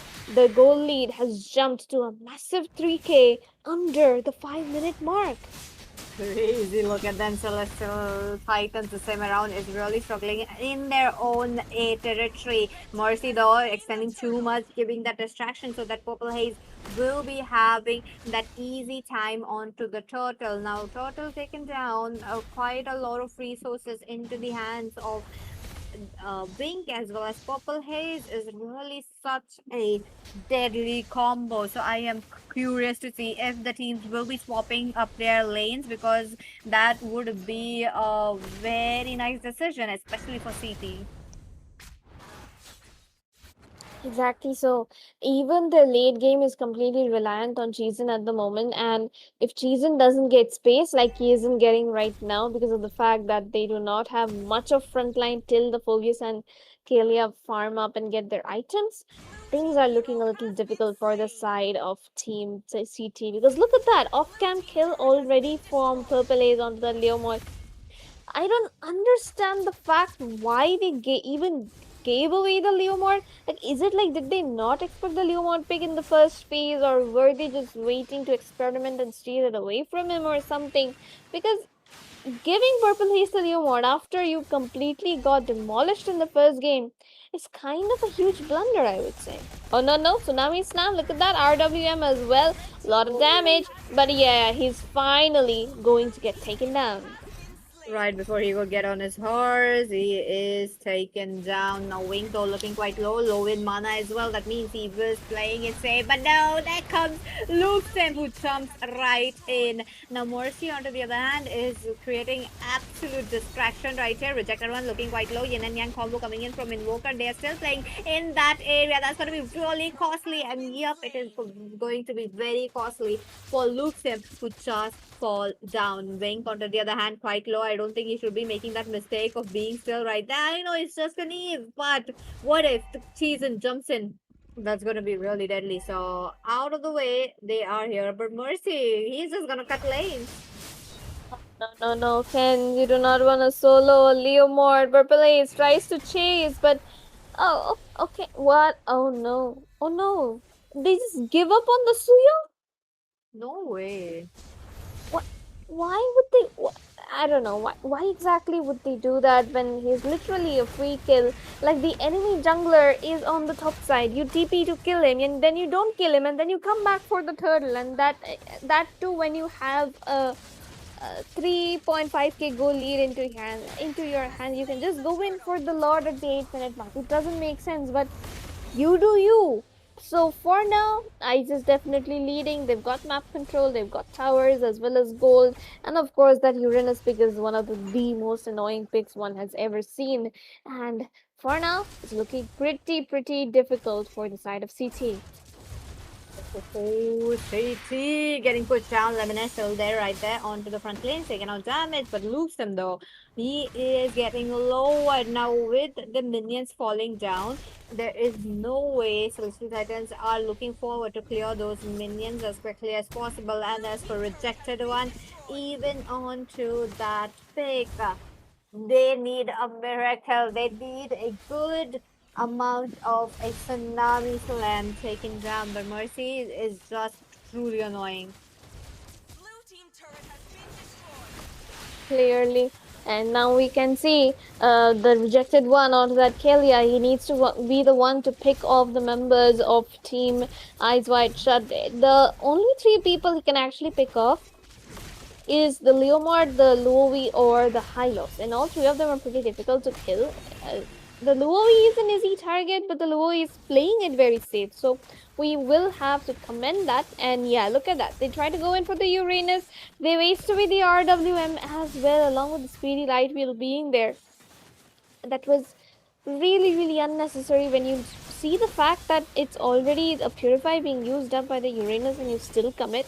They are melting him quite a lot though, but it's not going to be enough with the heals. Wink is there. Wink is trying to deal damage, but Wink is now low, but Wink still gets the kill. That's the power of the fighter emblem into your hands. You'll basically become a fighter on close range and low HP with the DH passive coming into clutch as well. And now the tower shield are in risk, but the minions come out just in time for those tower shields to be safely protected up until the 12-minute mark. My goodness. Look at them. They'll have to, think about it because CT, they are all pushed down onto the turrets. They are trying their best to make sure that the Holy Shield passive won't be blown away, which is really a good decision. But at the same time, it is eyes wide shut, taking every single farm away. Even with the Suyu, there is a bit of a chance that you can turn back the game, but the chance is slipping away given the fact that Wink is all farmed up. Even with 103, I'm pretty sure there is going to be a chance for him to swoop in, get triple again, or maybe to a maniac. But Celestial Titans really need to get their defenses up. Clearly enough. For now, we can see CT completely zoned away into their own towers. The inhibitors are looking very vulnerable now that the Lord is going to be charging in down the mid lane, and Ice is doing their best to sync up the minions as much as possible. As far as we can see, that is not looking good for CT at the moment. Uranus being the menace he is, the Lord will be charging down the mid side. The bottom lane tower shields will be taken away as well. Wink is present. Wink is trying to push forward. Wink has the damage, and he is really forcing the Suyo right back into the base. Top lane inhibitor shield is the only thing they need right now. It's still 30 seconds to hit that mark, but okay. Killian, no big mistake coming in from the side of CT. Purple Ace gets the rejected one that gets killed. Wing gets taken out by Luke from the RWM damage as well, though.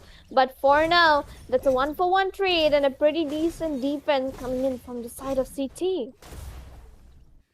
Again, coming in from Celestial Titans, despite having such an setbacks for them, yet making sure that every single inhibitors will be standing up now. With that, eyes wide shut, they need another diversion. They need to make sure to get the surprise on. But since Celestial Titans are the ones playing it very safe, they are realizing that the Louis might be here. Okay, Ken's trying to bait out some skills right there and just doing a bit of a damage. Now, with that, it's just 1 minute left for Celestial Titans to make the play, because if they don't make this play right here, they will be going home and marking their note that they were just as into the semifinals. But for Eyes Wide Shut, carrying everything onto their hands. Look at them. Now, the next Lord might be it, since there is the diversion, onto their hands. They can get onto any side of the map as quickly as possible.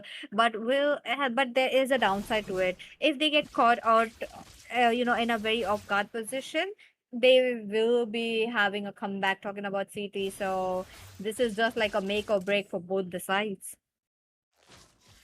That's what next slot is going to be it. 10 seconds onto the counter for us to see the practical result of this game. They're clearing down the minions. CT is doing a decent job of, keeping that minion under control because they know that if they lose their inhibitors, they are going to be under so much pressure in this game. Ice, though, they will definitely be able to get this slot without any possible contest from the side of CT. Nobody can even try and go ahead because of the amount of front line that Ice has onto their hands. But Wink, Wink, Wink gets the Winter Trunkin, pops it away, gets knocked up, and goes back away with the BMI. But that's a lot of resources being used up before the Lord comes in, so I feel like he could have saved it for the Lord fight.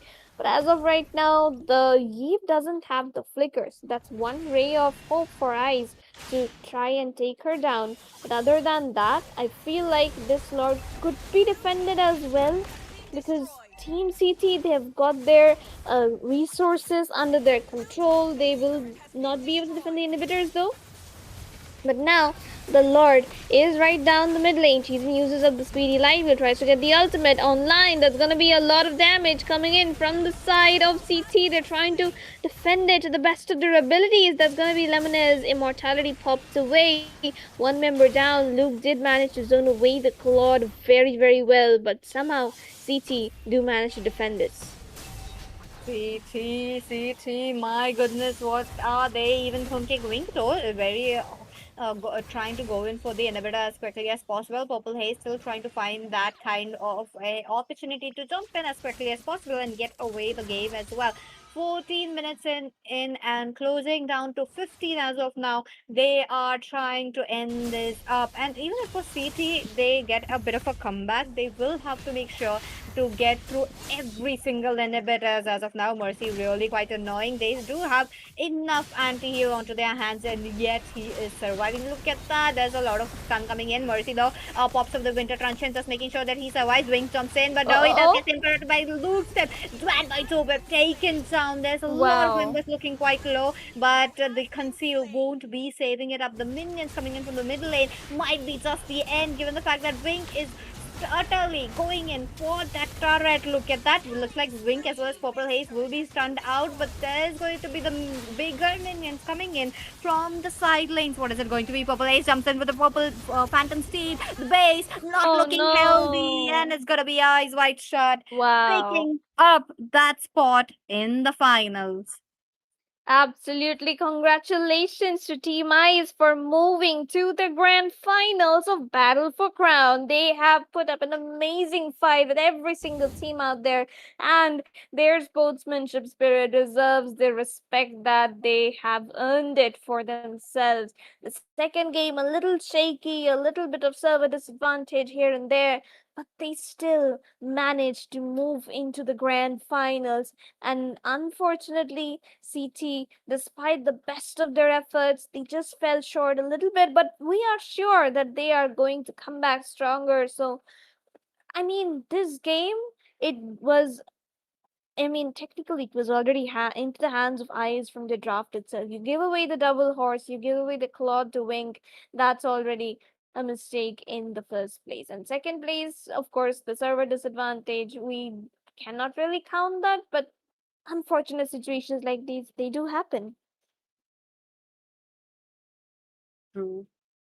Looking at the results, it's going to be Lemonade with the MVP. Crazy enough, he was the one into the front lanes, though he did not shine much onto the team lanes. I mean, team fights. Yet he was the one making sure that the team will be having an easier time, especially for Wink, who was right the carry. So congratulations to the team. Eyes wide shut for securing that spot. And with that, we'll have to see what is it going to be. Absolutely, but that's going to be it for game number one, though. PG, this was me, Sarah, on the casting desk alongside PG, and this was game number one for you. Algambo Esports will surely be back with game two in just a jiffy after a short break, so don't go anywhere, ladies and gentlemen, because we'll be finding out our second grand finals after a short break.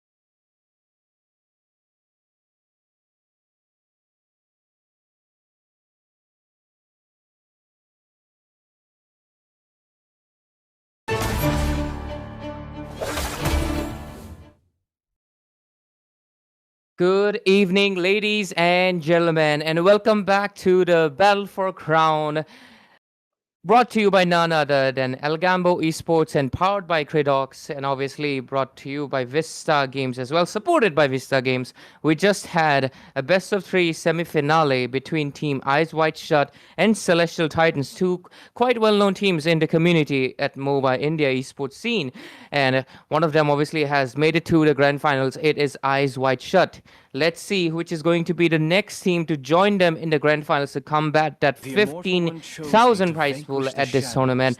Let's see which is it going to be. It's between Nova Esports and Cyber Drifters, our second set of semi-finalists, and one of them will be qualifying as the grand finale. So let's see what it happens. This time it's not going to be Sarah, it's going to be myself, Ray, on the casting desk, and I'm looking forward to this game as well, obviously. And with me, once more, Peachy is back again. She should have been the one to do the intro because, hey, I'm the one that came late, but, you know, maybe it's a tradition between us. So, Peachy, how was it the first game? But I guess we can talk about it a little bit later as we are heading towards the second match. That is true. Looks like Nova Esports have done their homework as well. Look at that, Suyu getting banned. And as for the Freya, perma ban right from the first series. Like, this is the fourth time I'm seeing her getting banned. That too in that same location, like in the same spot. She has not been moved. So crazy enough, Cyber Drifters don't want to keep that hero open as well. And as for the next few bans, I feel like it is much more focused onto the marksman as well as the junglers. There you go, jungle banned off. Yep, Peachy. And to be fair, last game, the Leo mods domination, we're seeing that maybe, you know, the side of team Nova Esports also kind of thought of that. Hey, maybe we should not take the risk on this, and maybe we should just completely, you know, commit to it. For now, though, I'm really curious to see because Cyber Drifters is a team that is from Mumbai, so they're going to be playing for. I mean, maybe they're not from Mumbai, but yeah, their comfort server And in the is Mumbai. server. Yeah, they're playing on their comfort server this game, so maybe they might have a Butterflies slight over born edge by thy over Nova wish, Esports, guided which by might give them the lantern win. flight. But if Nova Esports is able to still garner a victory on a game where they are supposed to not playing, you know, their comfort, it might be a bad sign for Cyber Drifter. So let's see what happens. For now, we just see the meta bans, nothing out of the extraordinary. Can't exactly call it, you know, respect bans because these are just meta. Anybody can really, you know, pick it up if they're up to date. So let's just see what the next set of ban is going to be. For now, the first pick potential is standing pretty high. What was the first pick in the first two games, Peachy? Do you remember? Picks. No, there was Baksha onto the jungle. There's a lot of Leomord. Of course, the fair share of Suyus as well. One game we did see, but there was a lot of emphasis Come onto on, the god as Dexter. well. It's So our maybe showtime. Cyber Drifters, I do remember them playing up the god. So we may be able to see right on the first game. But there you go. Talking about the marksmen, we will be looking at the Claude getting banned. That means the Harith versus Carry might be here, or maybe something different. Yep, Peachy. And the fact that I feel like a lot of teams have not been paying respect to the Claude lately and they're kind of suffering. Honestly, it's on you guys. You have to start slowly respecting the born with Claude pick, talent. considering how consistently, not exactly broken, but his performance has been consistent. Any team that makes it to the mid game or even late game, his damage is so substantially higher compared to any fighter or any jungler that you cannot win a 1 versus 1 against him. Only case is obviously a late game marksman like perhaps an Irithel or a Moscow. But guess what? That comes with his own caveat. You have to push a late game, which obviously it's kind of wishful thinking because sometimes your opponent will just snowball the heck out of it, not giving you that farm. But for now, Nova Esports, they will commit with the first pick, Baksha. Let's see what happens for Cyber Drifters. What do they respond? Marcel is still left out open along with I guess the Sora, but I feel like after that, you know, adjustment, a lot of people have not been prioritizing the Sora as much as Different they used to perspectives before, you know? expose the same truth. And on top of that, Valentina being open as well, Nova Esports does have a chance to pick it up unless here the second pick would be a Valentina. If they go for the Valentina, it should be a very good pick given the fact that you I do am have the not the only Baxia. It is one like bound by these a a mini chains. anti-heal right there, but no, Cyber Drifters want to go for the EXP. Quite an early EXP given the fact that there is not any mobile hero so far. I guess it's just a insurance pick, making sure they kind of block out the heroes that might be picked up with the dashes. Obviously, the Yeah. Harris is left out open.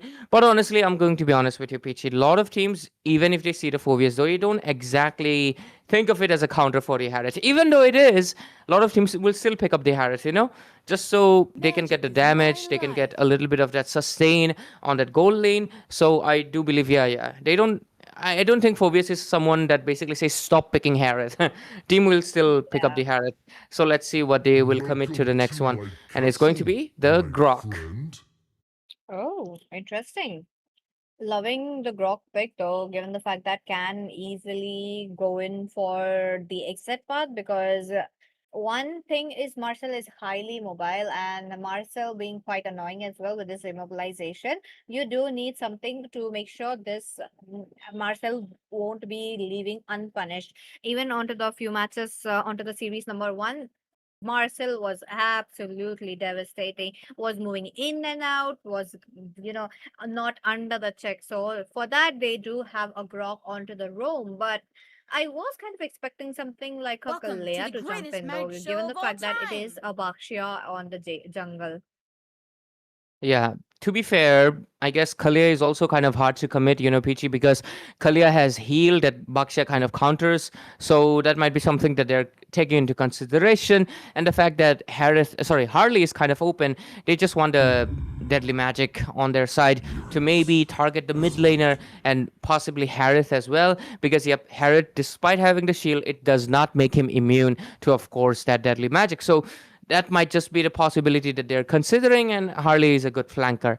So that's something that they might want to look into. Other than that, I think Nova Esports, it's the most obvious ban ever. It's the carry ban. It has to be. You have two very tanky frontliners. You don't want to see a carry. I've Might been even ban waiting out for another too long. marksman if they want. True. Let's see. For the bans, looks like Uranus will be one of them. Looks like Saber Drifter is really taking notes from Eyes wide shut as well, but at the same note, carry out of the way the marksman. They are making it quite easy for that, and I do believe the next ban might be falling down onto the Granger as well. Very less chance of a Granger, but there is still the Granger open, so the next course of action might be picking up a Granger into the hands of Cyber Drifters. But Cyber Drifters, as of now, they need to ban, My and I do kiss believe that might grants be you a immortality or mage. death. I wanted to see a mage band though. The god. Okay, not the god though. I don't think no one in the right mind would pick up a god against an Harley. I mean, people do still. People are very confident these days, which is kind of good. You should not let a counter pick, demotivate you from picking up something. But yeah, there is a risk that you have to carry. So let's see what is the next ban after the carry itself. So Cyber Drifters take the wise choice. Seeing the carry ban, obviously Nova Esports can triple down on a sustain. So they don't want the Uranus, neither do they want the Alice. Especially the Alice is a really good ban, considering one factor that her Throne of Ruin can devastate the whole side of team. Cyber Drifters. So with that on mind, they will just ban out the Eve, which is also good because considering they have the Bakshia, which does not have enough mobility, considering even the Grok kind of does not have enough mobility. He does have his tech charge, but that is more of an initiation. You don't want to use it to just escape. Eve is a good one because it eliminates the chance of a kill box composition coming in from the side of Cyber Drifters. They can still go for objective control with maybe a Zatian, maybe a God themselves, considering God does have the true damage that they need desperately right now against side of Nova Esports, Peachy. That is true. We'll have to see what is going to be for Cyber Drifters. Yes, they do have enough crowd control onto their hands as of now, Experience but the they do euphony of need a suffering. continuous damage popping in, and there you go. It is going to be a Granger as expected, since against the Harrod, the Granger might be the next good thing. Now that we have to think Because about, Claude Caribbean. yeah, understandable. So now that the teams are really going in for such heroes, Nova Esports will have to think though. Like again, for Cyber Drifters, it is just there that Whoa, they whoa, could whoa, deal whoa. continuous damage, but hey, they're spicing it up. Nova Esports coming in with that trump card as well. It is going to be a Paquito. Long time no see. And since it is getting very popular in the MPL, we know the trend Mhm. follows in the Indian community as well. Obviously, India is just Payback MPL copy pasted, time. which is not a bad thing. But yeah, the Paquito, I feel like it balances out the draft tremendously because you have right now really strong front line, which is going to be helping you protect the back line, which is mainly the Farsa. But now you have someone that can flank and has enough burst to make sure if the Harley or the Granger try to act up way too much or start snowballing, they have a good chance of course, bursting them down with one of these heroes. So that kind of cements it out. So they have the Farsa for the objective control right now. Cyber Drifters, I think they are just gonna go with the Zetian. Considering Zetian does counter out the Farsa, there we go. I mean, it is a no-brainer honestly because look at it. Her ultimate can cancel out the Farsa ultimate. Yes, her cooldown is much higher, but it still cancels. Second thing, you get the vision, you get the movement speed to get out of that objective itself. So it is a no-brainer to not go for the Zetian. So it makes sense. So let's see. The draft has been done, and right now we're going to be getting into the Land of Dawn pretty soon, Peachy. True. Let's see what is it going to be. Now again, Zayton's movement speed will be very beneficial for the whole team as well. I mean, when you pop her ultimate, your whole team does get a bit of a movement speed. So taking advantage of that, I feel like both the teams will be having a good time, but at the same time, only one can move forward. It's going to be a best of three. Let's go into the land of John. Yep, we're looking forward to obviously the game, which right now obviously contains all of our excitement and our emotions. And with this, ladies and gentlemen, welcome in to the final match of course, tonight. It is going to be a best of three semifinals. This is game number one. Let's see where it takes us. Let's see which team meets team Eyes Wide Shut, and obviously the grand finale tomorrow. For now, we're just going to be getting that double cam visual, W production at Algambo Esports for Battle for Crown, and we got to look into both of the junglers for now. Peachy, what do you think about the win conditions of both sides? Talking about the win conditions, I feel like Cyber Drifters, it's like seeing them right from the day number one, especially their EXP laner who plays it very aggressively. They do have a chance onto the mid to the late game, but wait a minute, First Blood might be coming in, but Nox flickers out of the way. Coming back to my point, Nova Esports though, they kind of have burst damage. They'd have like a continuous damage with the Harith as well, but the re-engage might not be it for them. But as for Cyber Drifters, it's very easy for re-engage. So I have a feeling Cyber Drifters might be sweeping away the game number one. Yeah, Peachy.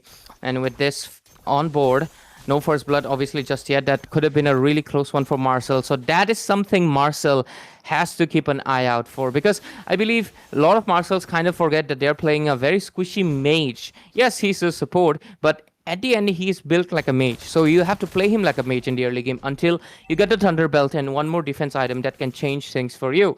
So with this on board, let's see if things will change. For now though, we will get the turtle coming in on the bot side, so that means obviously the Paquito as well as the Phoveus will have a good angle. But I'm really curious to see the fact that Paquito has so many dashes and Phoveus is counter of the dashes. It does kind of feel like Phoveus should have the upper hand, Peachy. True though, but the damage falling down into the hands of Paquito, which works out very well. But now that the Harley is out, I feel like he might be looking for Meliodas. But wait a minute, it's gonna be the Feather Dash strike, making sure that the members are looking quite low. Arul though, look at it, this is what I'm talking about. Is Average Summer picking up the turtle, but into the front lane, he is there all alone. Talking about Arul is jumping it up. Wait a minute, Firo jumps in trying to take down the NTS Arul, but no. Still surviving it out. He's gonna be the first blood. Goes into the hands of Radio. Wait a minute, double kill picked up by Fiero. They're trying to go for more, but Radio being Radio, he does need his Sky PSL as well as damage. But no, picks up the first kill ever right here.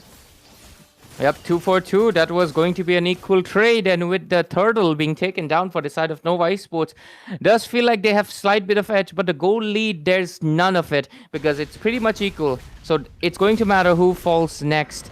Fiero, you better watch out. I wonder if Nox kind of revealed himself. If he did, that's going to be kind of, yeah, I think he revealed Harith is playing pretty safe. He knows someone's in the bush and doesn't want to commit to it. Fiero is not level 4 yet compared to the Grok, who already has attack charge. So for now, the score will remain 2-4-2. Let's see how the macro will be affected. Who gets the more bit of gold? But let's see if the Harley also will try to go in. For now, obviously, considering the fact that top lane, could have been an engage, but no. Skypiece is secured for, of course, the Granger. First item priority. On the other side, no Skypieces just yet. We love to see though. Now they put a lot. I mean, Radio did pick up a lot of resources right there, so that was such a good thing for him, and that really accelerated his Sky Piercer to be up within just 3 minutes into the game. So top lane, they are doing such a wonderful job. That means Fiero will have to play it very safe. Look at him trying to get immobilized, but wait a minute, the golden eye does get stacked. Oh! It's really crazy to see, and Radio finally picks up a 10 stack. That is amazing. Like freezing the time and just letting the bullets stop in mid-air. And then the moment the clock starts ticking again, Harris just disappeared. That is some good execution from Nox and Radio. But on the other side of the map, we have the turtle. Here comes a burst coming on for the Farsa. And at the same time, Feather Airstrike being used up already. At the same time, okay, lot of punches, lot of hatchback, not of every jab being landed out, but what's happening? It's a full-on chaos, but one coming out on top is going to be Radio with a triple kill, gaining even more tremendous stacks. And with this, the turtle is going to be uncontested. Such a chaotic team fight, it made me hard to follow, but with this, Radio has secured 40 stacks onto his board. You know what's crazy? The 6 kills that we see is all into the hands of Radio. Look at that, he's stacking it up once again. Look at it! It's gonna be godlike for this Radio. Crazy enough, he's there onto the team fights in just 5 minutes. I mean, this is classic. I love to say this because this is how you're supposed to play a Snowball Granger. You get the kills, then stop laning. You play him as a Snowball like he's supposed to be. Right now, he's looking for the Bazooka, of course, the Death Sonata, but it doesn't really connect due to the Farsa going into that bird form.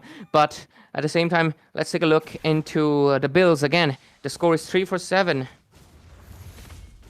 I mean, 3-4 all into the hands of Granger. Yep. All of the kills basically at this point. I mean, that is 7 kills. Yeah. There is 100% teamfight participation, but what's happening on top lane? There's going to be the 4Vs trying to dive in a little bit too deep, and DSR rule will fall down. They finally get another kill, 4-7.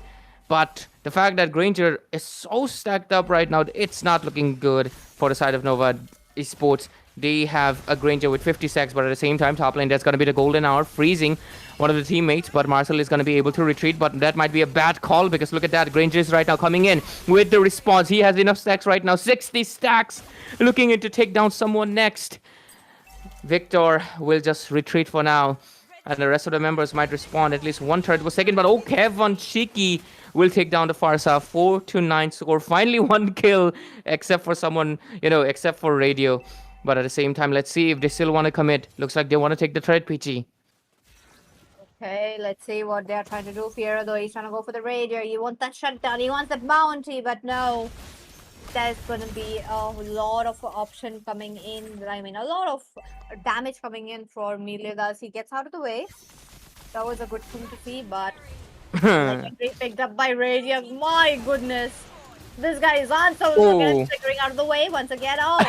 He's this Radio as well, but they still stand it up, so that's a good thing. Wait a minute, he doesn't have a sticker, but he lets Nox go into the turret. And on top of that, Milidas making sure to get down the Radio. I don't think that's going to be happening, but oh my goodness, 1 hit away. That just needed one punch onto Nox. Sadly, he did not have the stacks, neither the skills on cooldown. He could not follow it up. That could have been a kill, could have been a shutdown, but sadly, it won't be. Right now, Granger is on max stack Skype.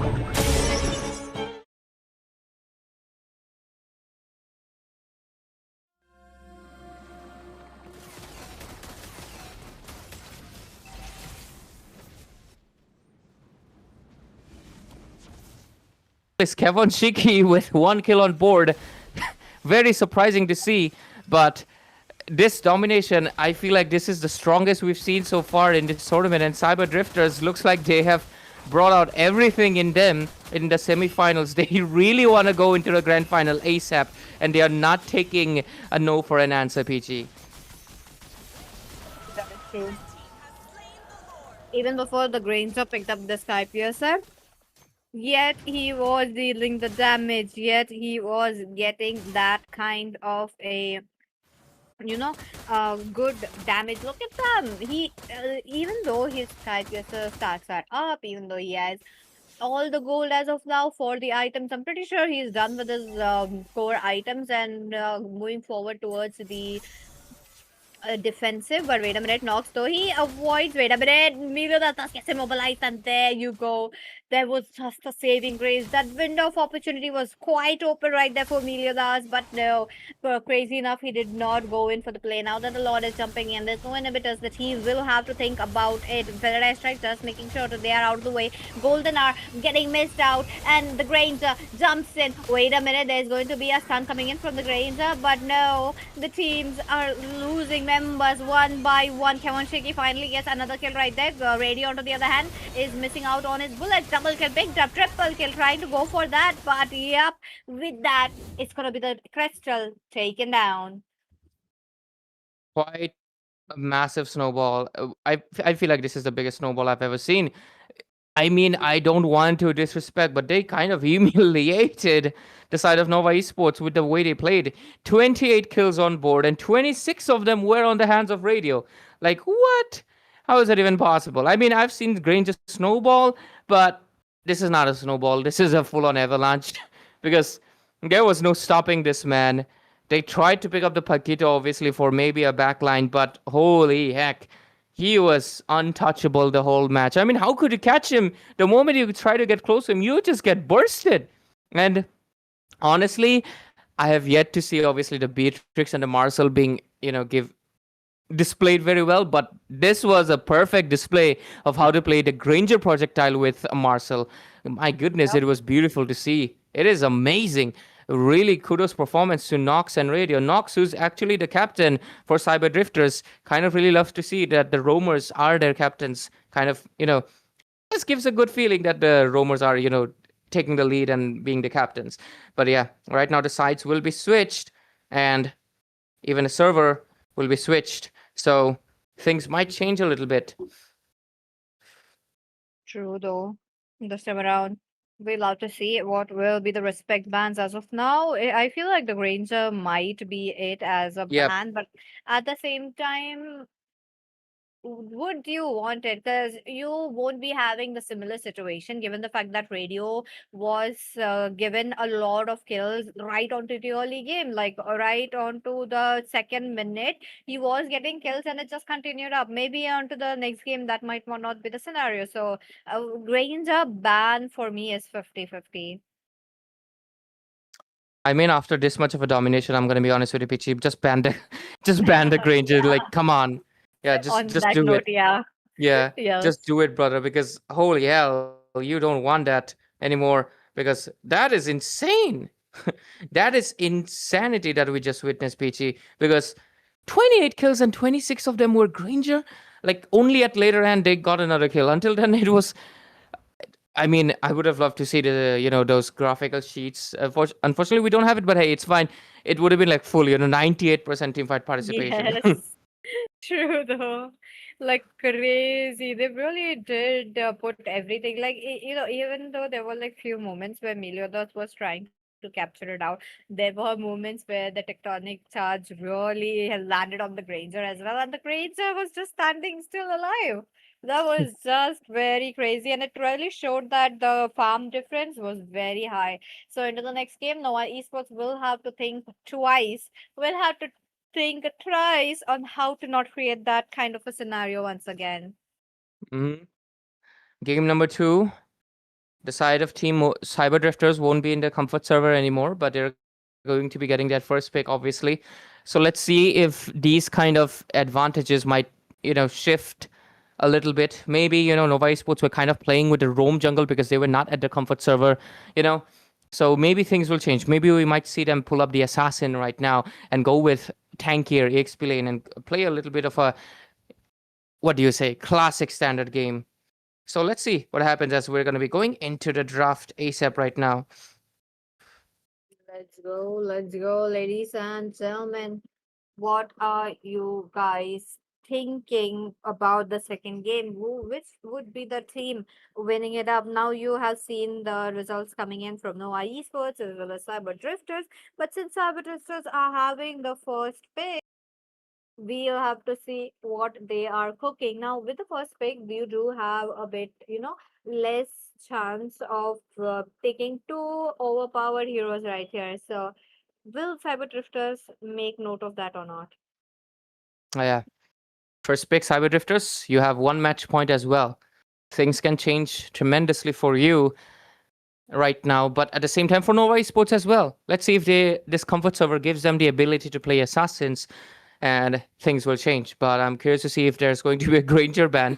But at the same time, their second pick, so they have to ban out possibly the Marcel and the Zushin, or else Cyber Drifters can just pick it up, So let's see if that is going to be the case, or will they follow it? Okay, they're still going with the Suyu ban. Does it mean they will also ban out the Leo mode?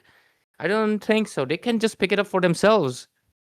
True though. I mean, that would be such a great pick as well. Like you are trying to lay out a bait that you wanna ban out all the heroes that are just a bit not much problematic as Suyu, such as the Guinevere that we are seeing as of now, and the Harley might be here onto the list as well. For Nova Esports, they do need to ban the Zushin, or else it's going into the hands of Cyber Drifters. Yep. We are going to be getting I am not the perhaps only one bound by these okay, a Phobius ban. That is kind of interesting. I was honestly expecting maybe a ban into Claude or Carry itself, but let's see. Nova Esports, they should ban out. Yeah, they will ban out the Zushin because you don't want to give out the Zushin, guys. Trust me, I know it the best. But yeah, last ban coming in from the side of Cyber Drifters.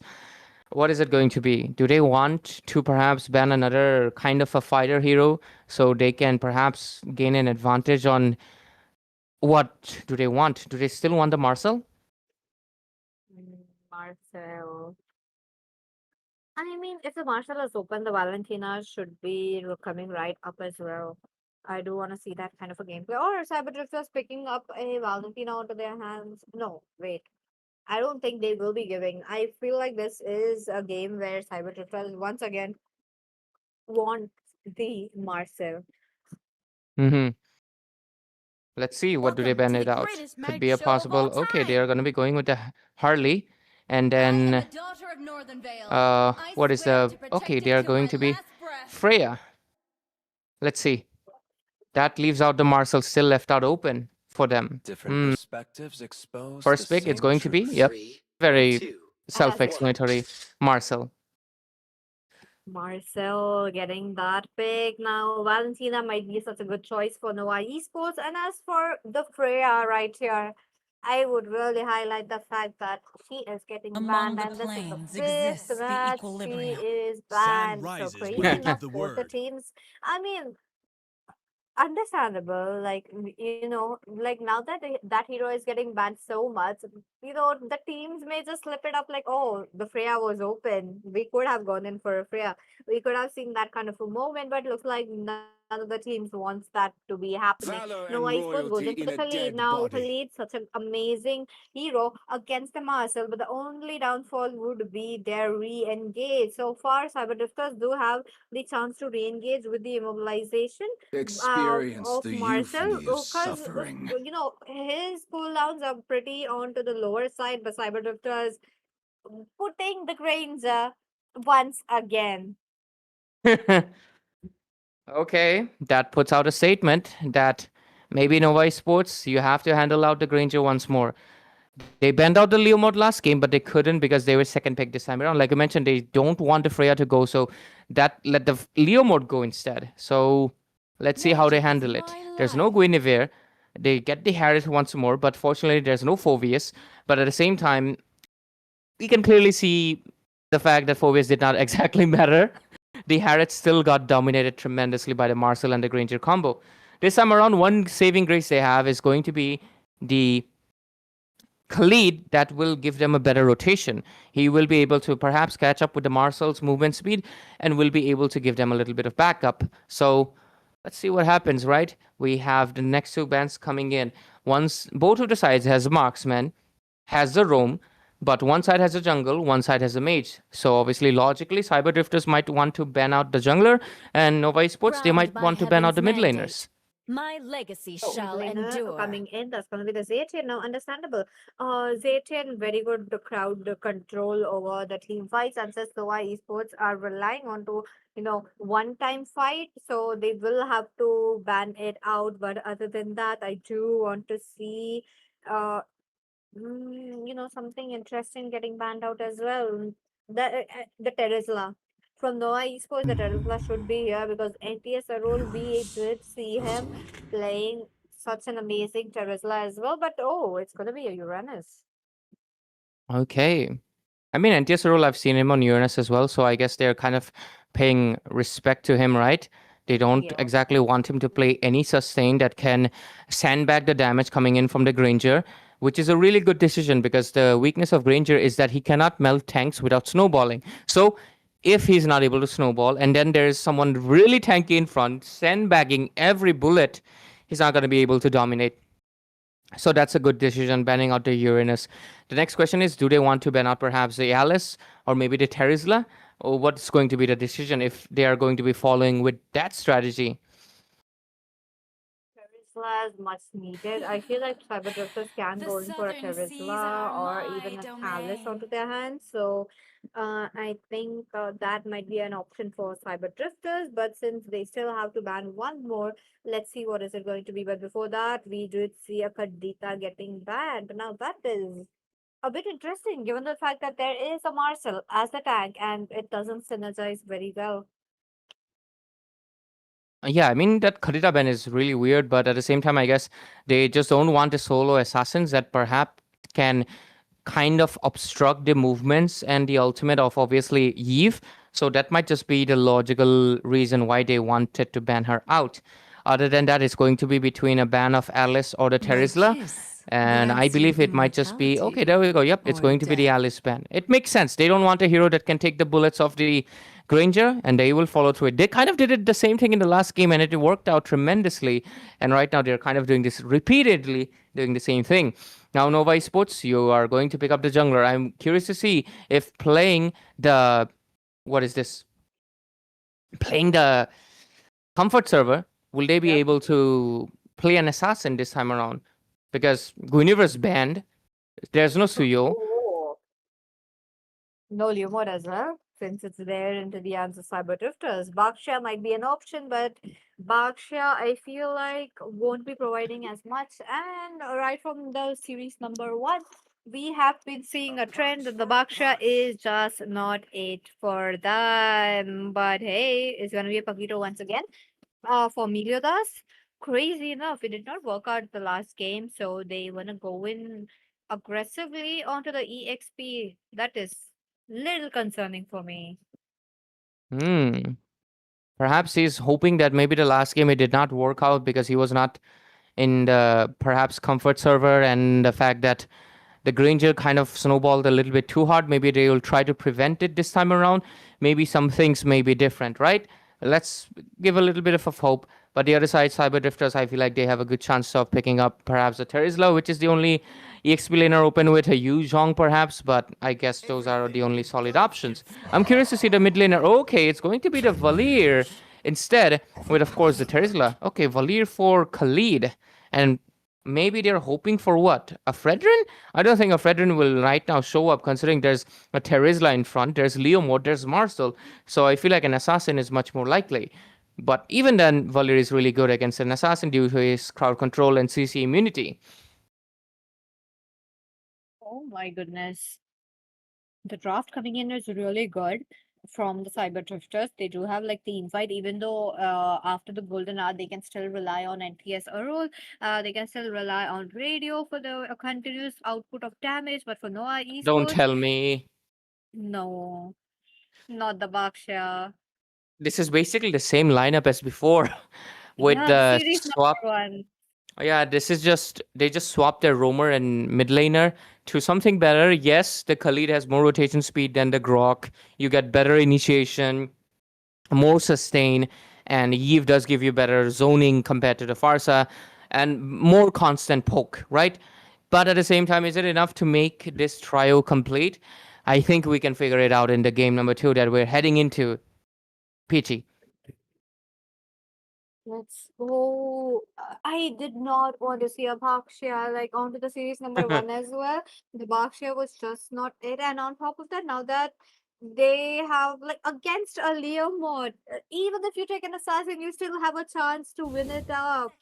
There is still chance, but no, it's going to be a Bhaksha into their hands. Okay, anything could happen because this is MOBA 5v5. And with that, ladies and gentlemen, let's go into the land of dawn.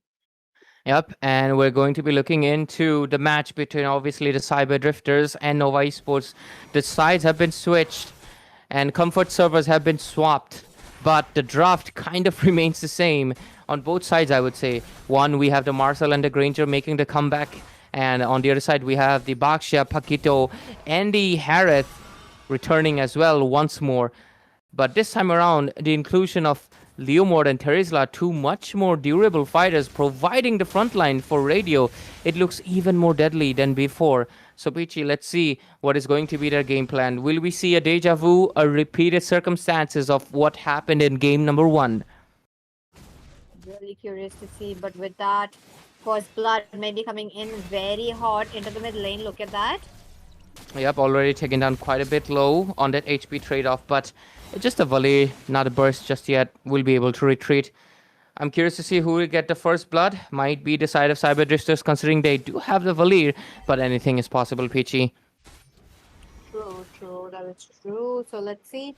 Now that, look at that, Victor trying to give that information. I mean, as a Khalid, as a Marcel, you do have the option to just annoy them. But wait a minute. It's going to be the average summer being level 4 very quickly. And him, top of that, there is like a vast EXP difference as of now. So this is kind of concerning. Noah Esports really taking into the control of the early game. And 1 point for Cyber Drifters already does give them a little bit more confidence to make sure, just in case things do go wrong, they have a second chance. But Nova Esports, they do not. So they have to play it like it's the last match, because it may very well be if they lose this one. For now, they have a good ground clearance. They cover a lot of space right now towards the turtle side. Let's see what happens. Oh, and TSRL, he has missed his ultimate.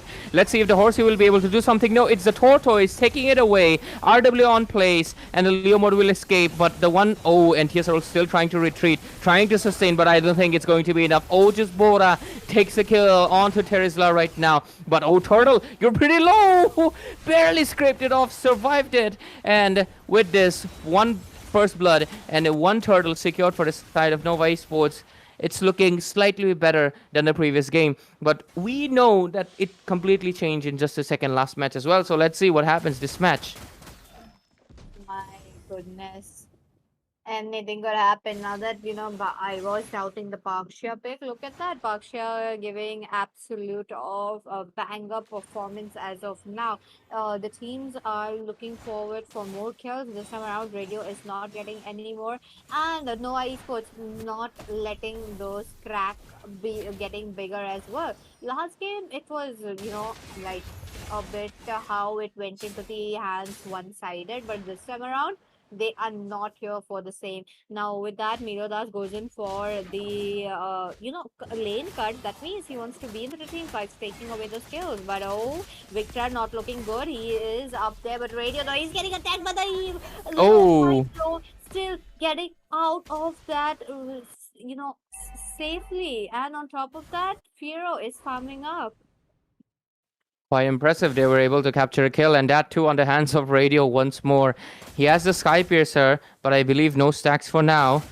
Obviously just got it, so it's going to be fine for a few moments. But the moment he gets that first kill after the Sky Piercer, that's, I believe, when the disaster might strike. And that's something that Nova Esports has to be ready for right now. Bot lane might be a bone of contention where we might see an engage. This time around, Everett Sama has a little bit more space to play around, a little bit more space to roll around, to be fair. The second turtle right now spawning in. They have good amount of objective control. But on the mid lane, what's happening? That's a lot of bursts on top of Gaga. Barely retreats it out. Fiero with the flash as well. Doesn't really capture anything. A lot of skills baited out. A lot of resources getting used up. But let's see what happens. Oh, Paquito coming in with the aggressive jab. Will he be able to do something? Oh, beautiful penalty zone. And right on top, it's going to be a beautiful golden hour. They're going to be able to capture Meliodas. And next target, though, NTS Arul also falls down. EXP for EXP. But of course, Nox also fell down. And with this, Ojus Bora captures the turtle. And this time around, by the looks of it, the side of Nova Esports have a little bit more hope. They're capturing more of the objectives. 2 turtles down the drain for them, but of course not for Cyber Drifters. Let's see, 2 for 3. I said it wrong, but hey, you get my point. 5 minutes into the game, the side of Nova Esports showing up a little bit better pacing this time around. True though, and on top of that, let's not forget that early wave is just like a placeholder, but onto the top lane, looks like it's gonna be a failed attempt on trying to get something out of there since the the skills are in the cooldown. But coming back to my point, I feel like this meta really favors the late game. The team who gets the most lore and the advantages has an easier time, but Radio this time around deciding to go back. Oh my god. Yeah, Paquito better watch out because not only Terizla is someone that can sustain, but oh, what's happening in the mid lane? That's 3 people jumping on top of Leomord. Does he sustain? He cannot. He doesn't have the itemization just yet. He does have the War-X, but War-X needs a little bit more damage to sustain. Not to mention, you already have the Bakshia with the anti-heal already. Bottom lane, we do see a little bit of that contention still going on. Gonna be able to get that orange buff. Khalid still going in with the Tornado Blades. But for now, they take a little bit of a step back, 2-4 score. And with this, Nova Esports, this time around, they have more space to play with. But Radio, he's still kind of dominating his lane. That's something they will have to take a look into it, PT. Look at them. Onto the top lane once again. It's going to be Victor as well as Nox being there for Radio. Now they are trying to create the same scenario for Radio right there, because last game he was absolutely killing it. If the stacks would have like infinite the Sky Piercer would have infinite stacks, that would have been really crazy to see the last match. But hey, Gaga does get targeted right here. He comes up right there, but Nox, look at them. Yep. Going to be perhaps playing a little bit of trying to find a window, but oh, that's a good ultimate but he just get taken out as well. Granger, does he capture any kills? Unfortunately not. Meliodas retreats with a barely scraping of his HP. Teamfight still going in the mid lane, but Gaga will be falling in short. Next one into the list, and TSR will also be falling. Kevon Shiki also falls. Oh, just Bora gets the kill, and that's a full 5-man wipeout. The side of Nova Esports. Looks like the comfort server is working out well for them, and definitely the combination of Eve. The Eve is just providing so much more value, and by the looks of it, maybe Cyber Drifters kind of underestimated. They should have bent out the Eve in this game as well, because she is definitely the caveat. Ojus Bora looks like he's the one taking the pace of the game this time around.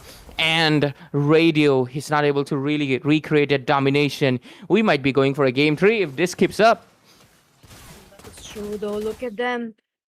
As of now, the teams are really trying to make sure, especially for Cyber Drifters, to wait it up to make sure. But oh my goodness, it is just too much for them. Nova Esports really up with the neutral objectives. Oh, look at them. Radio is getting targeted. Yep. 2 for 9 score. And Cyber Drifters right now, they're kind of falling behind. They have a little bit of elasticity, flexibility, due to the fact that even if they lose this game, they have a better chance. But you'd rather would obviously enjoy a clean sweep. But their winning strat right now that they created last game, it's not working out. Nox is kind of way too squishy to be even landing the golden hour perfectly. Every time he does land his ultimate, but immediately he is taken out. And that just makes Cyber Drifters kind of fall behind. And it's being kind of recreated once more, again and again. And right now, Nova Esports is on the massive lead. Hey, was that a flicker? No, my bad. Maybe a frame glitch. No worries. Oh, Meliodas does gets immobilized as of now. Look at them. No Esports still looking forward for one more kill right here, trying to expand the number of turrets into their hands. Meliodas, though, this time around. I feel like there is not much of a presence right there, but when he is needed, he is there.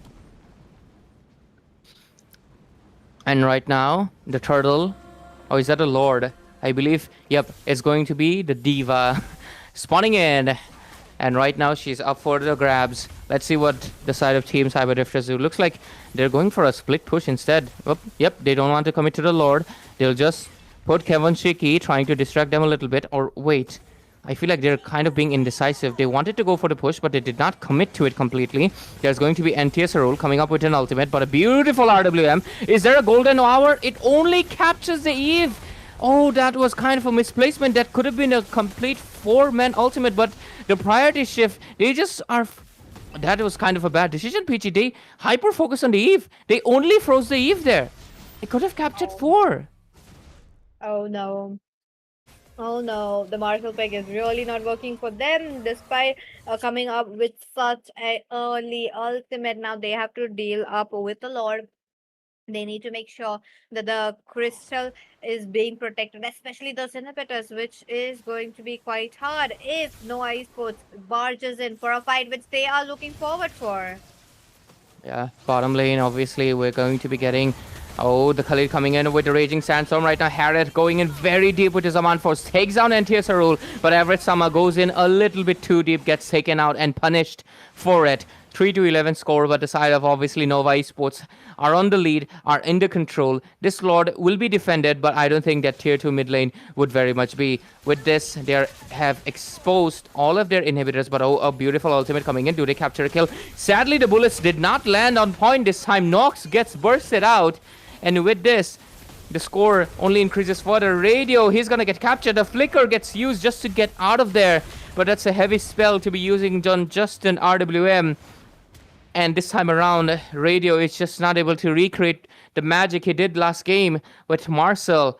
And it's definitely being very visible. This is why I really mentioned, you might think, the Granger, yep. I mean, obviously I'm saying, that, will there be a Granger ban? But the truth is, if your mid laner cannot create the space for you, you cannot exactly, dominate with a marksman. The Valir is just not giving them the space that they want.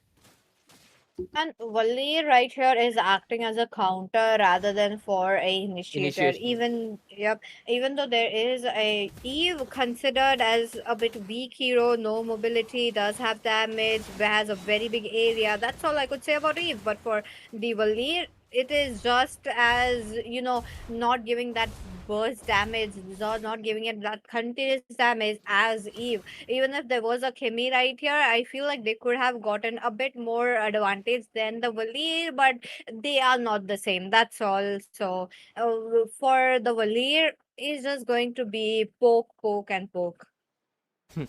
Yep, poke, poke, and poke. And by the looks of it, it's going to be 3-12 score, still maintaining 13 minutes into the game. The goal advantage has increased to 7K, about to be 8K. It's not exactly a snowball, but it was a good build-up for the side of Nova Esports. They did not go as flashy as Radio did in the last game, but they're doing pretty well. On the bottom side, though, something is happening. While the Lord was taken, Paquito does get taken out, but that is not enough stack for the Granger to be doing something. I don't think the Leomord will commit either, so this is going to be a free, uncontested Lord to the side of Team Nova Esports, who are looking confident as ever and making good use of the expanding river map to make sure Eve is utilized the most. She rotates everywhere, and she gives them the space they need to really execute it, and it's definitely working in their favor. Let's see, the Lord is going to be coming up from the top lane, Peachy, far left of the map, and if the lane sync is going to be on spot, there's no holy shields defending anymore. So what is it going to be? Let's see, what is it going to be? Look at them, they're trying to go in for something. It's going to be just the Bakshia. Oh, but wait a minute, Gaga. Oh my goodness. Down. He gets just decimated. I mean, vaporized, because he didn't have a chance to honestly retreat and even commit to the flicker that he had. He honestly thought he could have survived, but he just could not. The Khalid and the Harith alone, it's just basically bursting out any of the targets. There's a really good golden hour, but at the same time, there's going to be the RWM. Nox barely surviving it with the glowing on passive. Even Radio had to retreat. And with this, let's see if this is going to be a defendable one. There's going to be Leomord with the Phantom Seed, but at the same time, there's going to be 5 members charging in towards the base. Legendary secured, Radio falling in. That's the main ADC fallen down. I don't think this is going to be a successful defense. And with this Nova Esports, they make the comeback that they were looking for. And right now, ladies and gentlemen, we're going for a game number 3. What a day. All the teams are really, really good trying to secure that spot at the grand finale. Nova Esports really made it into the next you game. And on top of that, this time the Bakshia really worked out so well, and that is really surprising me. Yeah, honestly, I guess we kind of, doubted them, but maybe the comfort server really definitely, played a part, Peachy. True. Look at them winning it up. Match highlights coming in. This was just it. That moment that Nova Esports was waiting for. And Fiero, though, like, look at him. He just knew that the base should be targeted no matter what. Yeah, and we get the results screen right now, Peachy. And by the looks of it, Nova Esports have basically kind of undone everything the side of, Cyber Drifters. Yep. But Cyber- things are going to change once more because sides will be switched and comfort servers will be switched. So Nova Esports, if comfort server is the only thing that can help you win, it's not looking good for you because right now, no, Cyber Drifters are back to Mumbai. Oh, this is going to be interesting to see what the teams are really cooking with their picks. Now, with that, ladies and gentlemen, are you guys ready for the next match? That's going to be the one last chance for both the teams to go and get the spot at the grand finale. And taking a spot with the grand finale is just like one step away on taking away the throne. So I am kind of curious to see what they are trying to come up. And also one last obstacle will be there because Eyes Wide Shut have been up there winning the last the series number 1. I mean, we definitely got a first finale, so we are curious to see who's going to be a second. Absolutely right, Peachy. And with this, I believe we are going to be going into the drafting phase. Cyber Drifters are right now going to be getting back into the comfort server. And if we get a deja vu of, game number 1, I definitely feel it's just comfort server battle. But yeah, let's see. Nova Esports, you're back to, obviously, first pick. Let's see what you prioritize. Do you still go for that same old Bakshia strategy? What do they do? Cyber Drifters. I have a feeling Cyber Drifters will be banning the Bakshia. I mean, it did not Will work they? out, so maybe, but see, the thing about I said about the Granger, even if you don't ban the Granger, and the only thing was the last game he did not get Different as perspectives much as expose stacks, the same and he truth. definitely got very much invaded, as in like flanked out by the Khalid as well. If they create those kind of a situation once again for Nova Esports, they have an easy way to win it up. But for Cyber Drifters, they know what to change it up. No more Marcel this time. So Nova Esports, they know that the comfort servers have been switched. They don't want the same things to be recreated. Will we see a Granger ban then? Because that might be something that they're looking for. Because, this might just be a recreation of game number 1. So why take the risk? Just ban out the Granger, maybe something get in back in return. But yep, that carries a risk because if Cyber Drifters see your obvious banning, they're just going to leave out the Freya, the Zushin, and maybe even something else. Suyo and the Guinevere and the Eve, all of that, right? So there's a risk that if they ban out the Granger, they will be doing a little bit of an obvious draft that will make Cyber Drifters, change their strategy as well. Because if they ban Granger right now, Cyber Drifters just leave every OP hero open, all the meta. So they will just make a trade-off.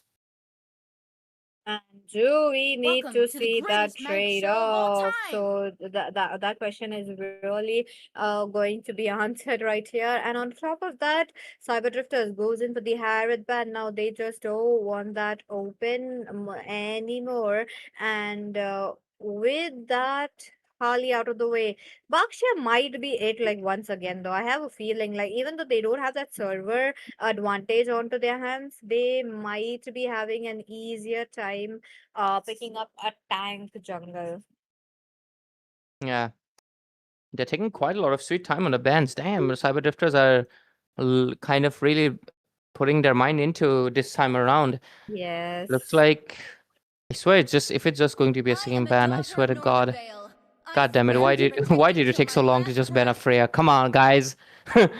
I was thinking it was going to be something else. Maybe like Peachy mentioned, it could have been a Baksha, I guess, or could have been the Eve. But damn, you took so long to just decide Freya. But yeah, jokes aside, let's see what the next two bans are going to be. This is what's going to really take the pace of the draft into something different. Right now, they have a chance to respect ban Radios Granger, considering I cannot emphasize it enough because the comfort servers have been switched. Because if the fact that Baxia did not work out so good in an opposite server and works out so good in their comfort server, wouldn't the same thing happen again? So why not just ban out the Granger, you know? Yep, that's true. Again, there's a lot of choices still open I for am both not the the only sides. I do one believe bound by Suyu these might be it chains. for the third game as well, but no, Nova Esports finally going in for the 4vs ban. Now, interestingly, they don't want to see a rule onto it, but rather than banning up the 4vs, I wanted to see a Teresla getting banned off. Yeah. But I guess that is something that they might ban out on the next phase. But I believe we might see the kind of the same bans onto that Uranus and the Alice once more if it happens, if they do not pick up their EXP laner. But Cyber Drifters, wow, they're taking their whole time to really ban something out because they're really putting their mind into because this should be an obvious Zushin ban. Come on, bro. Butterflies Oh, born There is in nothing my else you can they ban wish. out. are Dive into my Yeah. definitely lantern in for flight. a ride. The Yeah, come immortal on, one bro. chose me to This was vanquish an the obvious Zushin shadows ban. that So yeah, plague this kind of world. confusing why they did that. And finally, the Suyo that has been banned since game number 1 will finally see the light of the day, and it's going to get picked up. Nova Esports, they're going for it. Let's see what Cyber Drifters will respond back with. They have a chance of obviously picking up the Granger once more, but this time it carries a risk. You don't no longer have the Marcel. What is your strategy? Do you change it? You can pick up the Eve. Among the You should planes pick up the exists Eve the honestly because yeah, equilibrium, there we go. Nova which Esports I was dominated heck out made of it, and for. same thing can happen. The second question is obviously what is the second pick? Second pick. Kind of curious to see what we will be seeing because Anti-Sarul. he, yep, he been like playing it very very well with the whatever cards that has been on his hands, and there you go, Hylos finally coming onto the play. That is interesting to see, but why a Hylos though? I mean, It's a good pick, Peachy, honestly. You can get out of the RWM and you can chase yeah. the Eve. So in a way it's really good. You can combine it with Claude and Carry are open. So I guess those are Come going to on, be the next two Dexter. picks, It's our honestly. showtime. Is it going to be? Yeah, it's going to be the Claude. So you can right now combine the BMI and the Blazing Duet. Cyber Drifters, they can honestly commit with the carry if they want, because obviously there's a high loss, but the big question, obviously, Claude kind of wins the laning against the carry, so what is it? What do they go for? What do they actually go for now? Onto the pick though, they do have an Uranus coming in. I think your carry is the option here, right here. Carry versus Claw, that is like the classic marksman strategy. And on top of that, the Wind of Nature might be saving it up against this Suyu who can come in but burst. But you need to be very quick because the burst of the Valor and Suyu royalty is in a really dead going to be body. devastating if you're not at the right time. But no, that is not going to be a carry.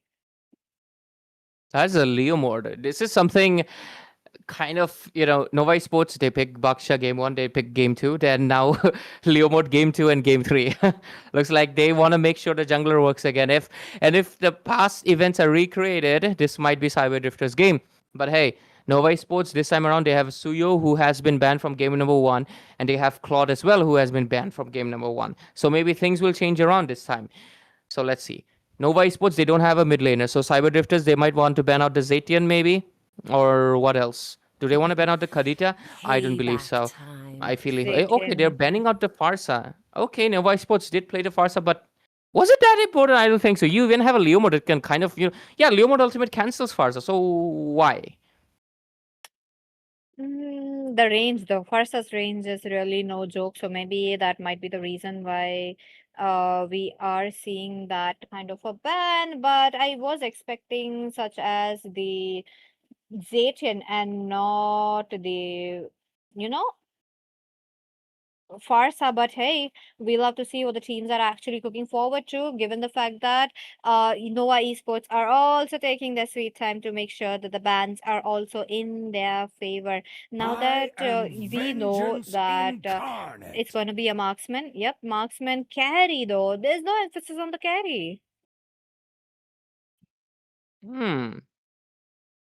Kind of weird.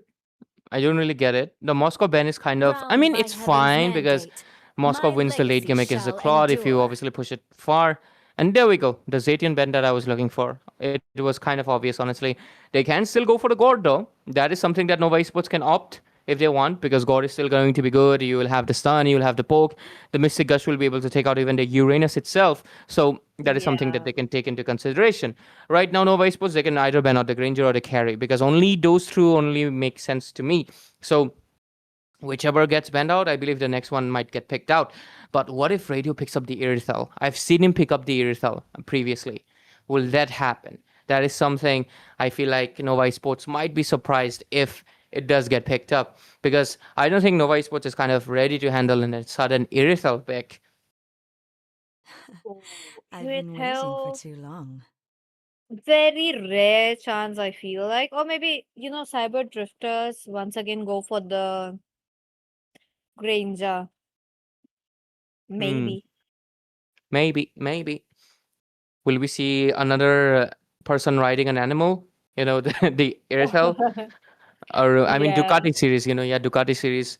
It's kind of weird Benedetta got a Ducati bike, but I guess it suits her. She's kind of hot.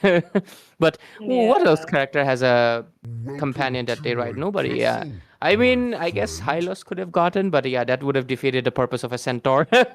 So let's see. We get the Grok reappearing once more. There is no Marcel, so I guess Grok was the only choice that they could go. Let's see if it's going to be really good tech charges. The response is what I'm looking for. Nova Esports, you gotta pick your sustain. It might just be an Alice on Esmeralda, honestly, Peachy. Okay, there we go. Okay. Against a Uranus, a very well choice. I mean, Dormice will be the first priority for both the marksmen, I Yeah. mean, the EXP laners, no matter what. So we will be seeing a lot of lane cuts as well. So that's the scenario both the Endure teams the are really pain. looking forward I to. But now harness that it. there is a Grok, once again, it's going to be a bit of problematic. So for the marksmen, really curious to see what is it going to be. The Valentina is going to be obviously stealing the tech charge, which will be creating problems. But okay, they close up the draft with a Bruno. Not too sure about that, homie, because yeah, Bruno has burst, but his single target takes a lot of time, has incredible scaling, but needs late game. So if Nova Esports goes in for a full snowball and just dominates with the Claude, Cyberdrifter's game will be over then before they even start. Oh. That's going to be really nasty if that's going to happen, because both the teams are really looking forward to grab that one spot that is left against a team eyes wide shut. So, ladies and gentlemen, this is going to be the draft. And what are you guys thinking? Which team has that upper hand? And talking about me, I feel like, Nova Esports, if they put a bit of resources onto the hands of Claude. What about you, Ray? Let's try to be fair, right? 50-50. But with this, we will go for the land of Dawn, ladies and gentlemen. The last game of the semifinals is right in front of you. Both of the teams, 1 point each. It's going to be the dangerous grass map. So let's see what happens. But for now, I'm looking forward to what things will change. But yeah, PG, it's looking really dire for both teams. Only one shot at it. That's true.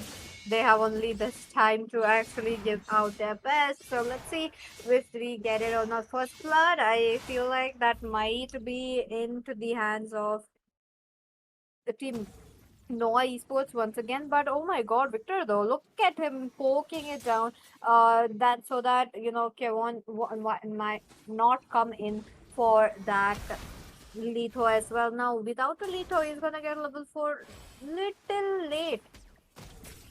Yeah. Mid lane though, a lot of poking between both of the mages. Just brought on the Valentina, obviously able to have a lot of good mobility due to the double dash that Valentina has. Valentina is actually one of my favorite mages for a simple reason. She dashes around a lot. I like mobility. So yeah, she's one of my favorites because of that. But obviously not more favorite than Zushin. But yeah, 0 for 0 still. First turtle is going to be half a minute away. So until then, who gets the first blood is the big question.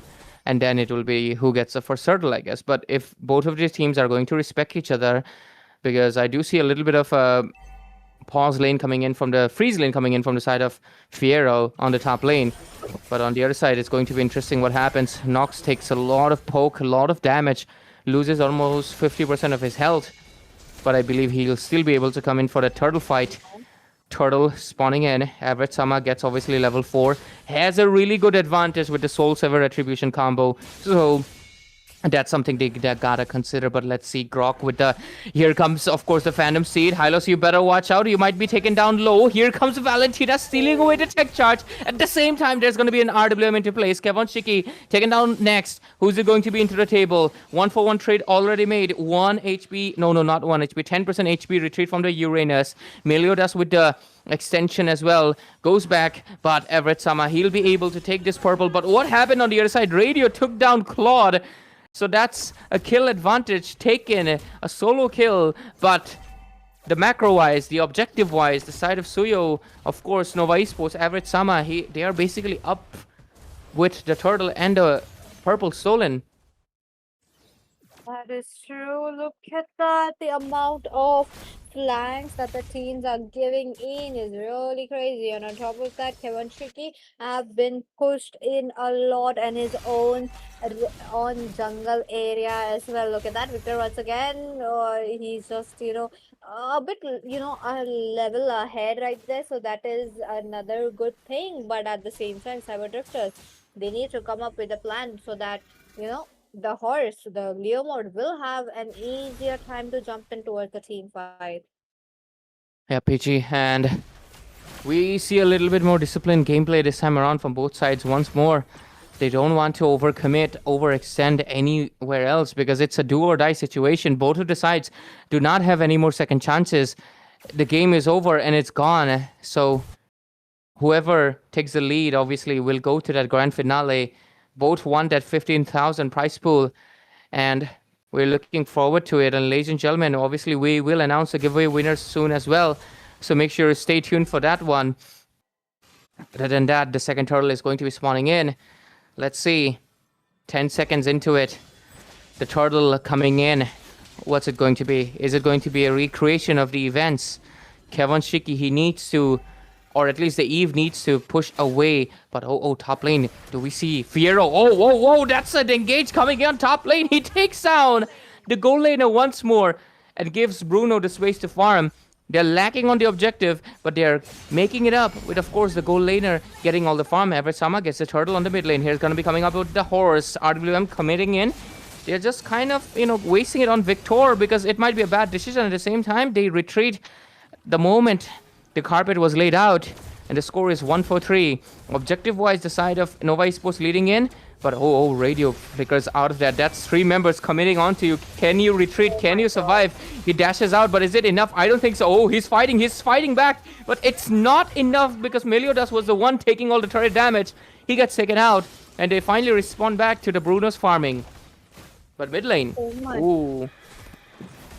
Okay, well, wait a minute, chemistry kid are really going in for the mid lane as quickly as possible, but they do know that the minions will be cleared around. And onto the top lane as well, I really loved how Valentina came in as the back lane, but Whoa, oh, whoa, look whoa, at that. bottom lane, by the looks of it, Esmeralda, no, Gaga will be taken down once more, and this time it's going to be the Esme capturing the kill, I believe, and they're still going to be going at it. It's a very chaotic match right now, by the looks of it, after the turtle fight. They look more bloodthirsty than before, and they want more. Let's see what happens as we move forward. For now, though, who has the Sky Piercer? Okay, I guess no one. Oh, that is interesting. No Sky Piercer coming in. 3-4-3, score But- still maintained. That's true. Top lane, I feel like Radio, though, he is trying to come up with the farm that he just lost, but at the same time, they'll have to make sure. And Nox is there as a support as well. Kevin Shiki did not get any chance so far, and once again, the lanes will be opened up. Yep.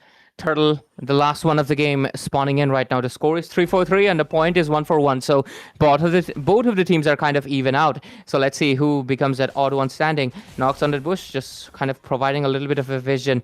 Let's see how much Bruno has farmed up. Obviously, he doesn't have the Berserker's Fury yet, I believe, which might be the reason he's not hitting as hard as he thought. The Turtle taken down quite a bit low. Here comes the Phantom Seed as well as the RWM. Everett Sama captures it again, but the Valentina coming up with the IMU RWM. Here's going to be the tech charge, bursting out Everett Sama and Fiero. And with this, by the looks of it, looks like the side of Nova Esports, they're just getting pressured in more and more, and Meliodas also falling. Radio right now is online. He gets the Berserker's Fury, and right now they're going to be putting in the pressure on the mid lane as well. And with this, immediately the side of Cyber Drifters have taken the lead into the game, and the sides have been switched. It looks like the side of Comfort is definitely coming in close, and right now Cyber Drifters looking into take as much as structures as possible as we move towards the top lane. This is what I was talking about. The early game doesn't matter much. The mid game also doesn't matter much, but that's the late game that the teams will be looking forward.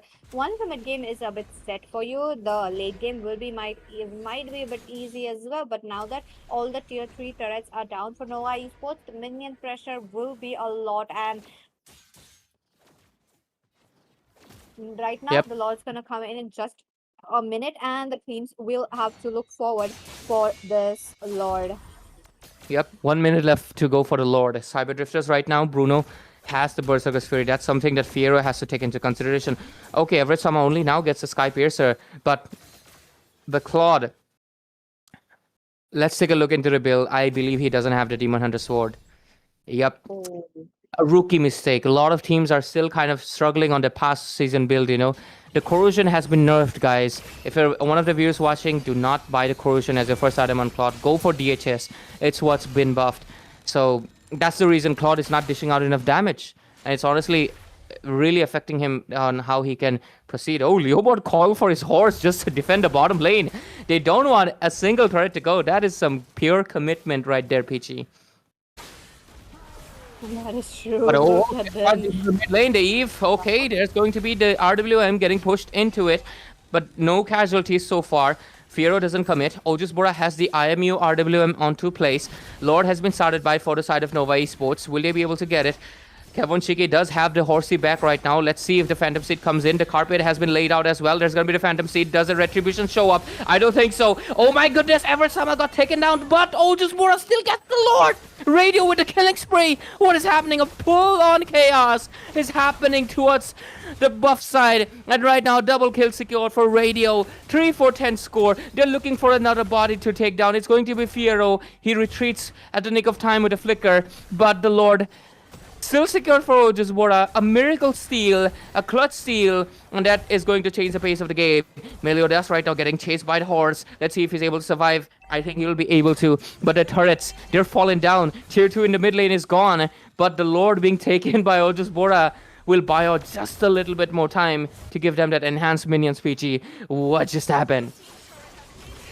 Oh, Leomot's gonna get chased down. That's gonna be the slowest as well, Oh. and Napi is not surviving that. 4 members already, and since Cyberdrifter was really pushing it and taking down Leomot, they will be getting a bit, chance to breathe and as well as to try to think what could be the next thing that they could do for a comeback. Despite taking the Lord Nova Esports, they weren't able to push down. I do believe they should have just went in for the bottom lane, trying to get that at least one turret, Whoa, but whoa. Victor not looking good.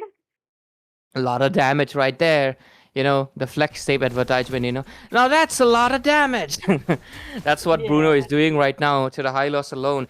There's no DHS, but the crit rate alone is hurting quite a bit. Not to mention the stack from Bruno's passive obviously is right now kicking really, really hard.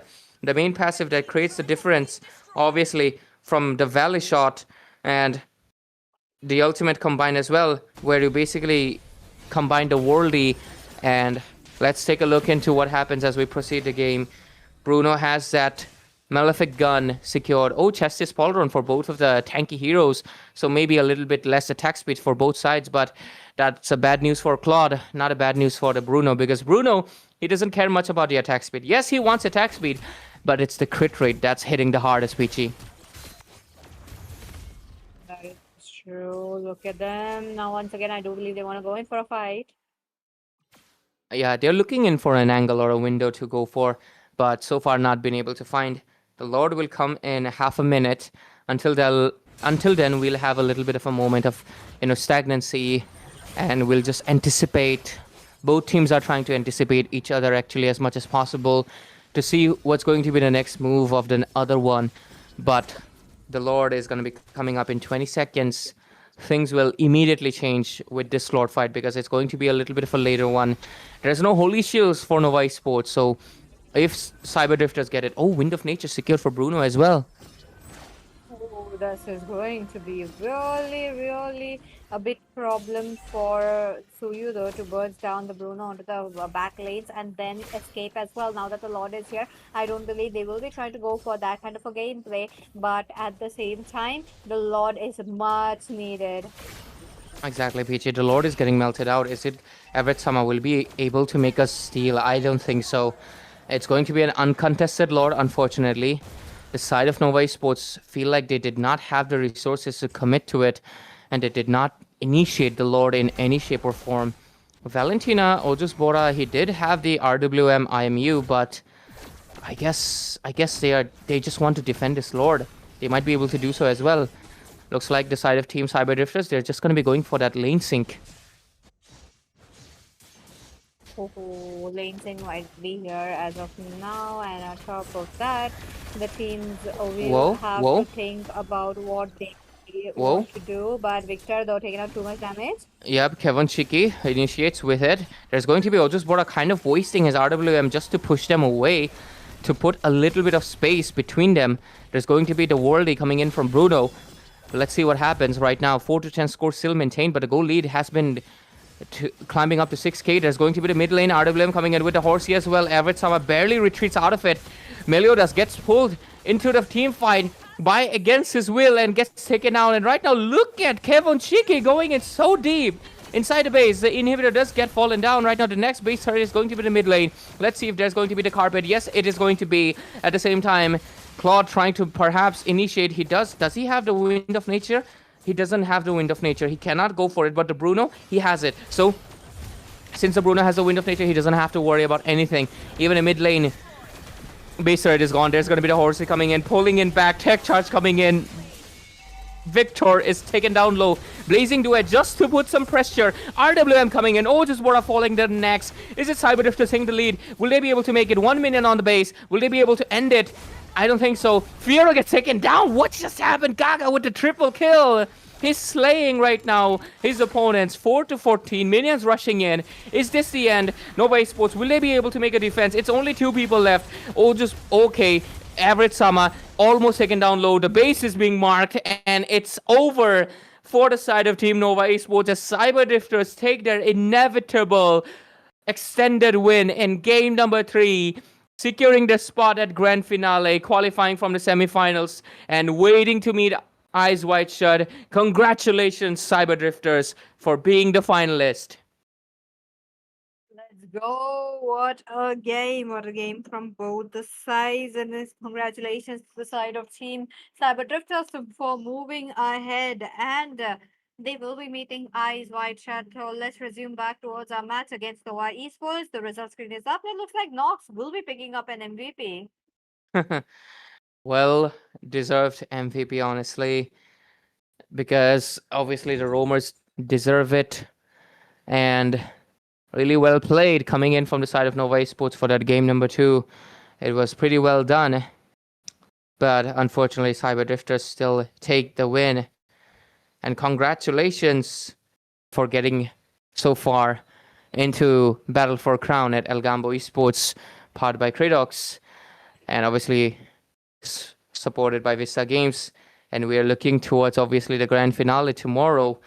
Do we have any announcements to make, or do we close it up tonight? I would love to know it from the admins.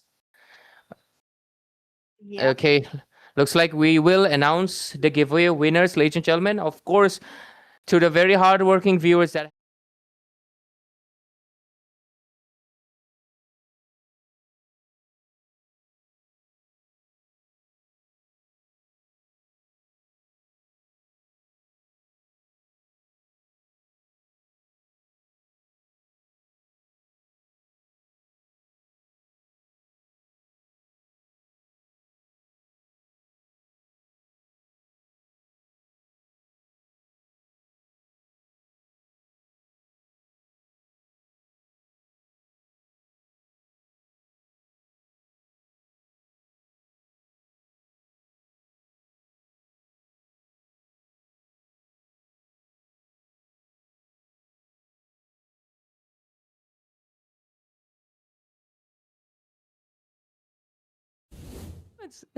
it's going to be received only after 14 days of the tournament ending. So make sure you stay tuned on the grand finals tomorrow. That's going to be happening between Eyes Wide Shut and Cyber Drifters.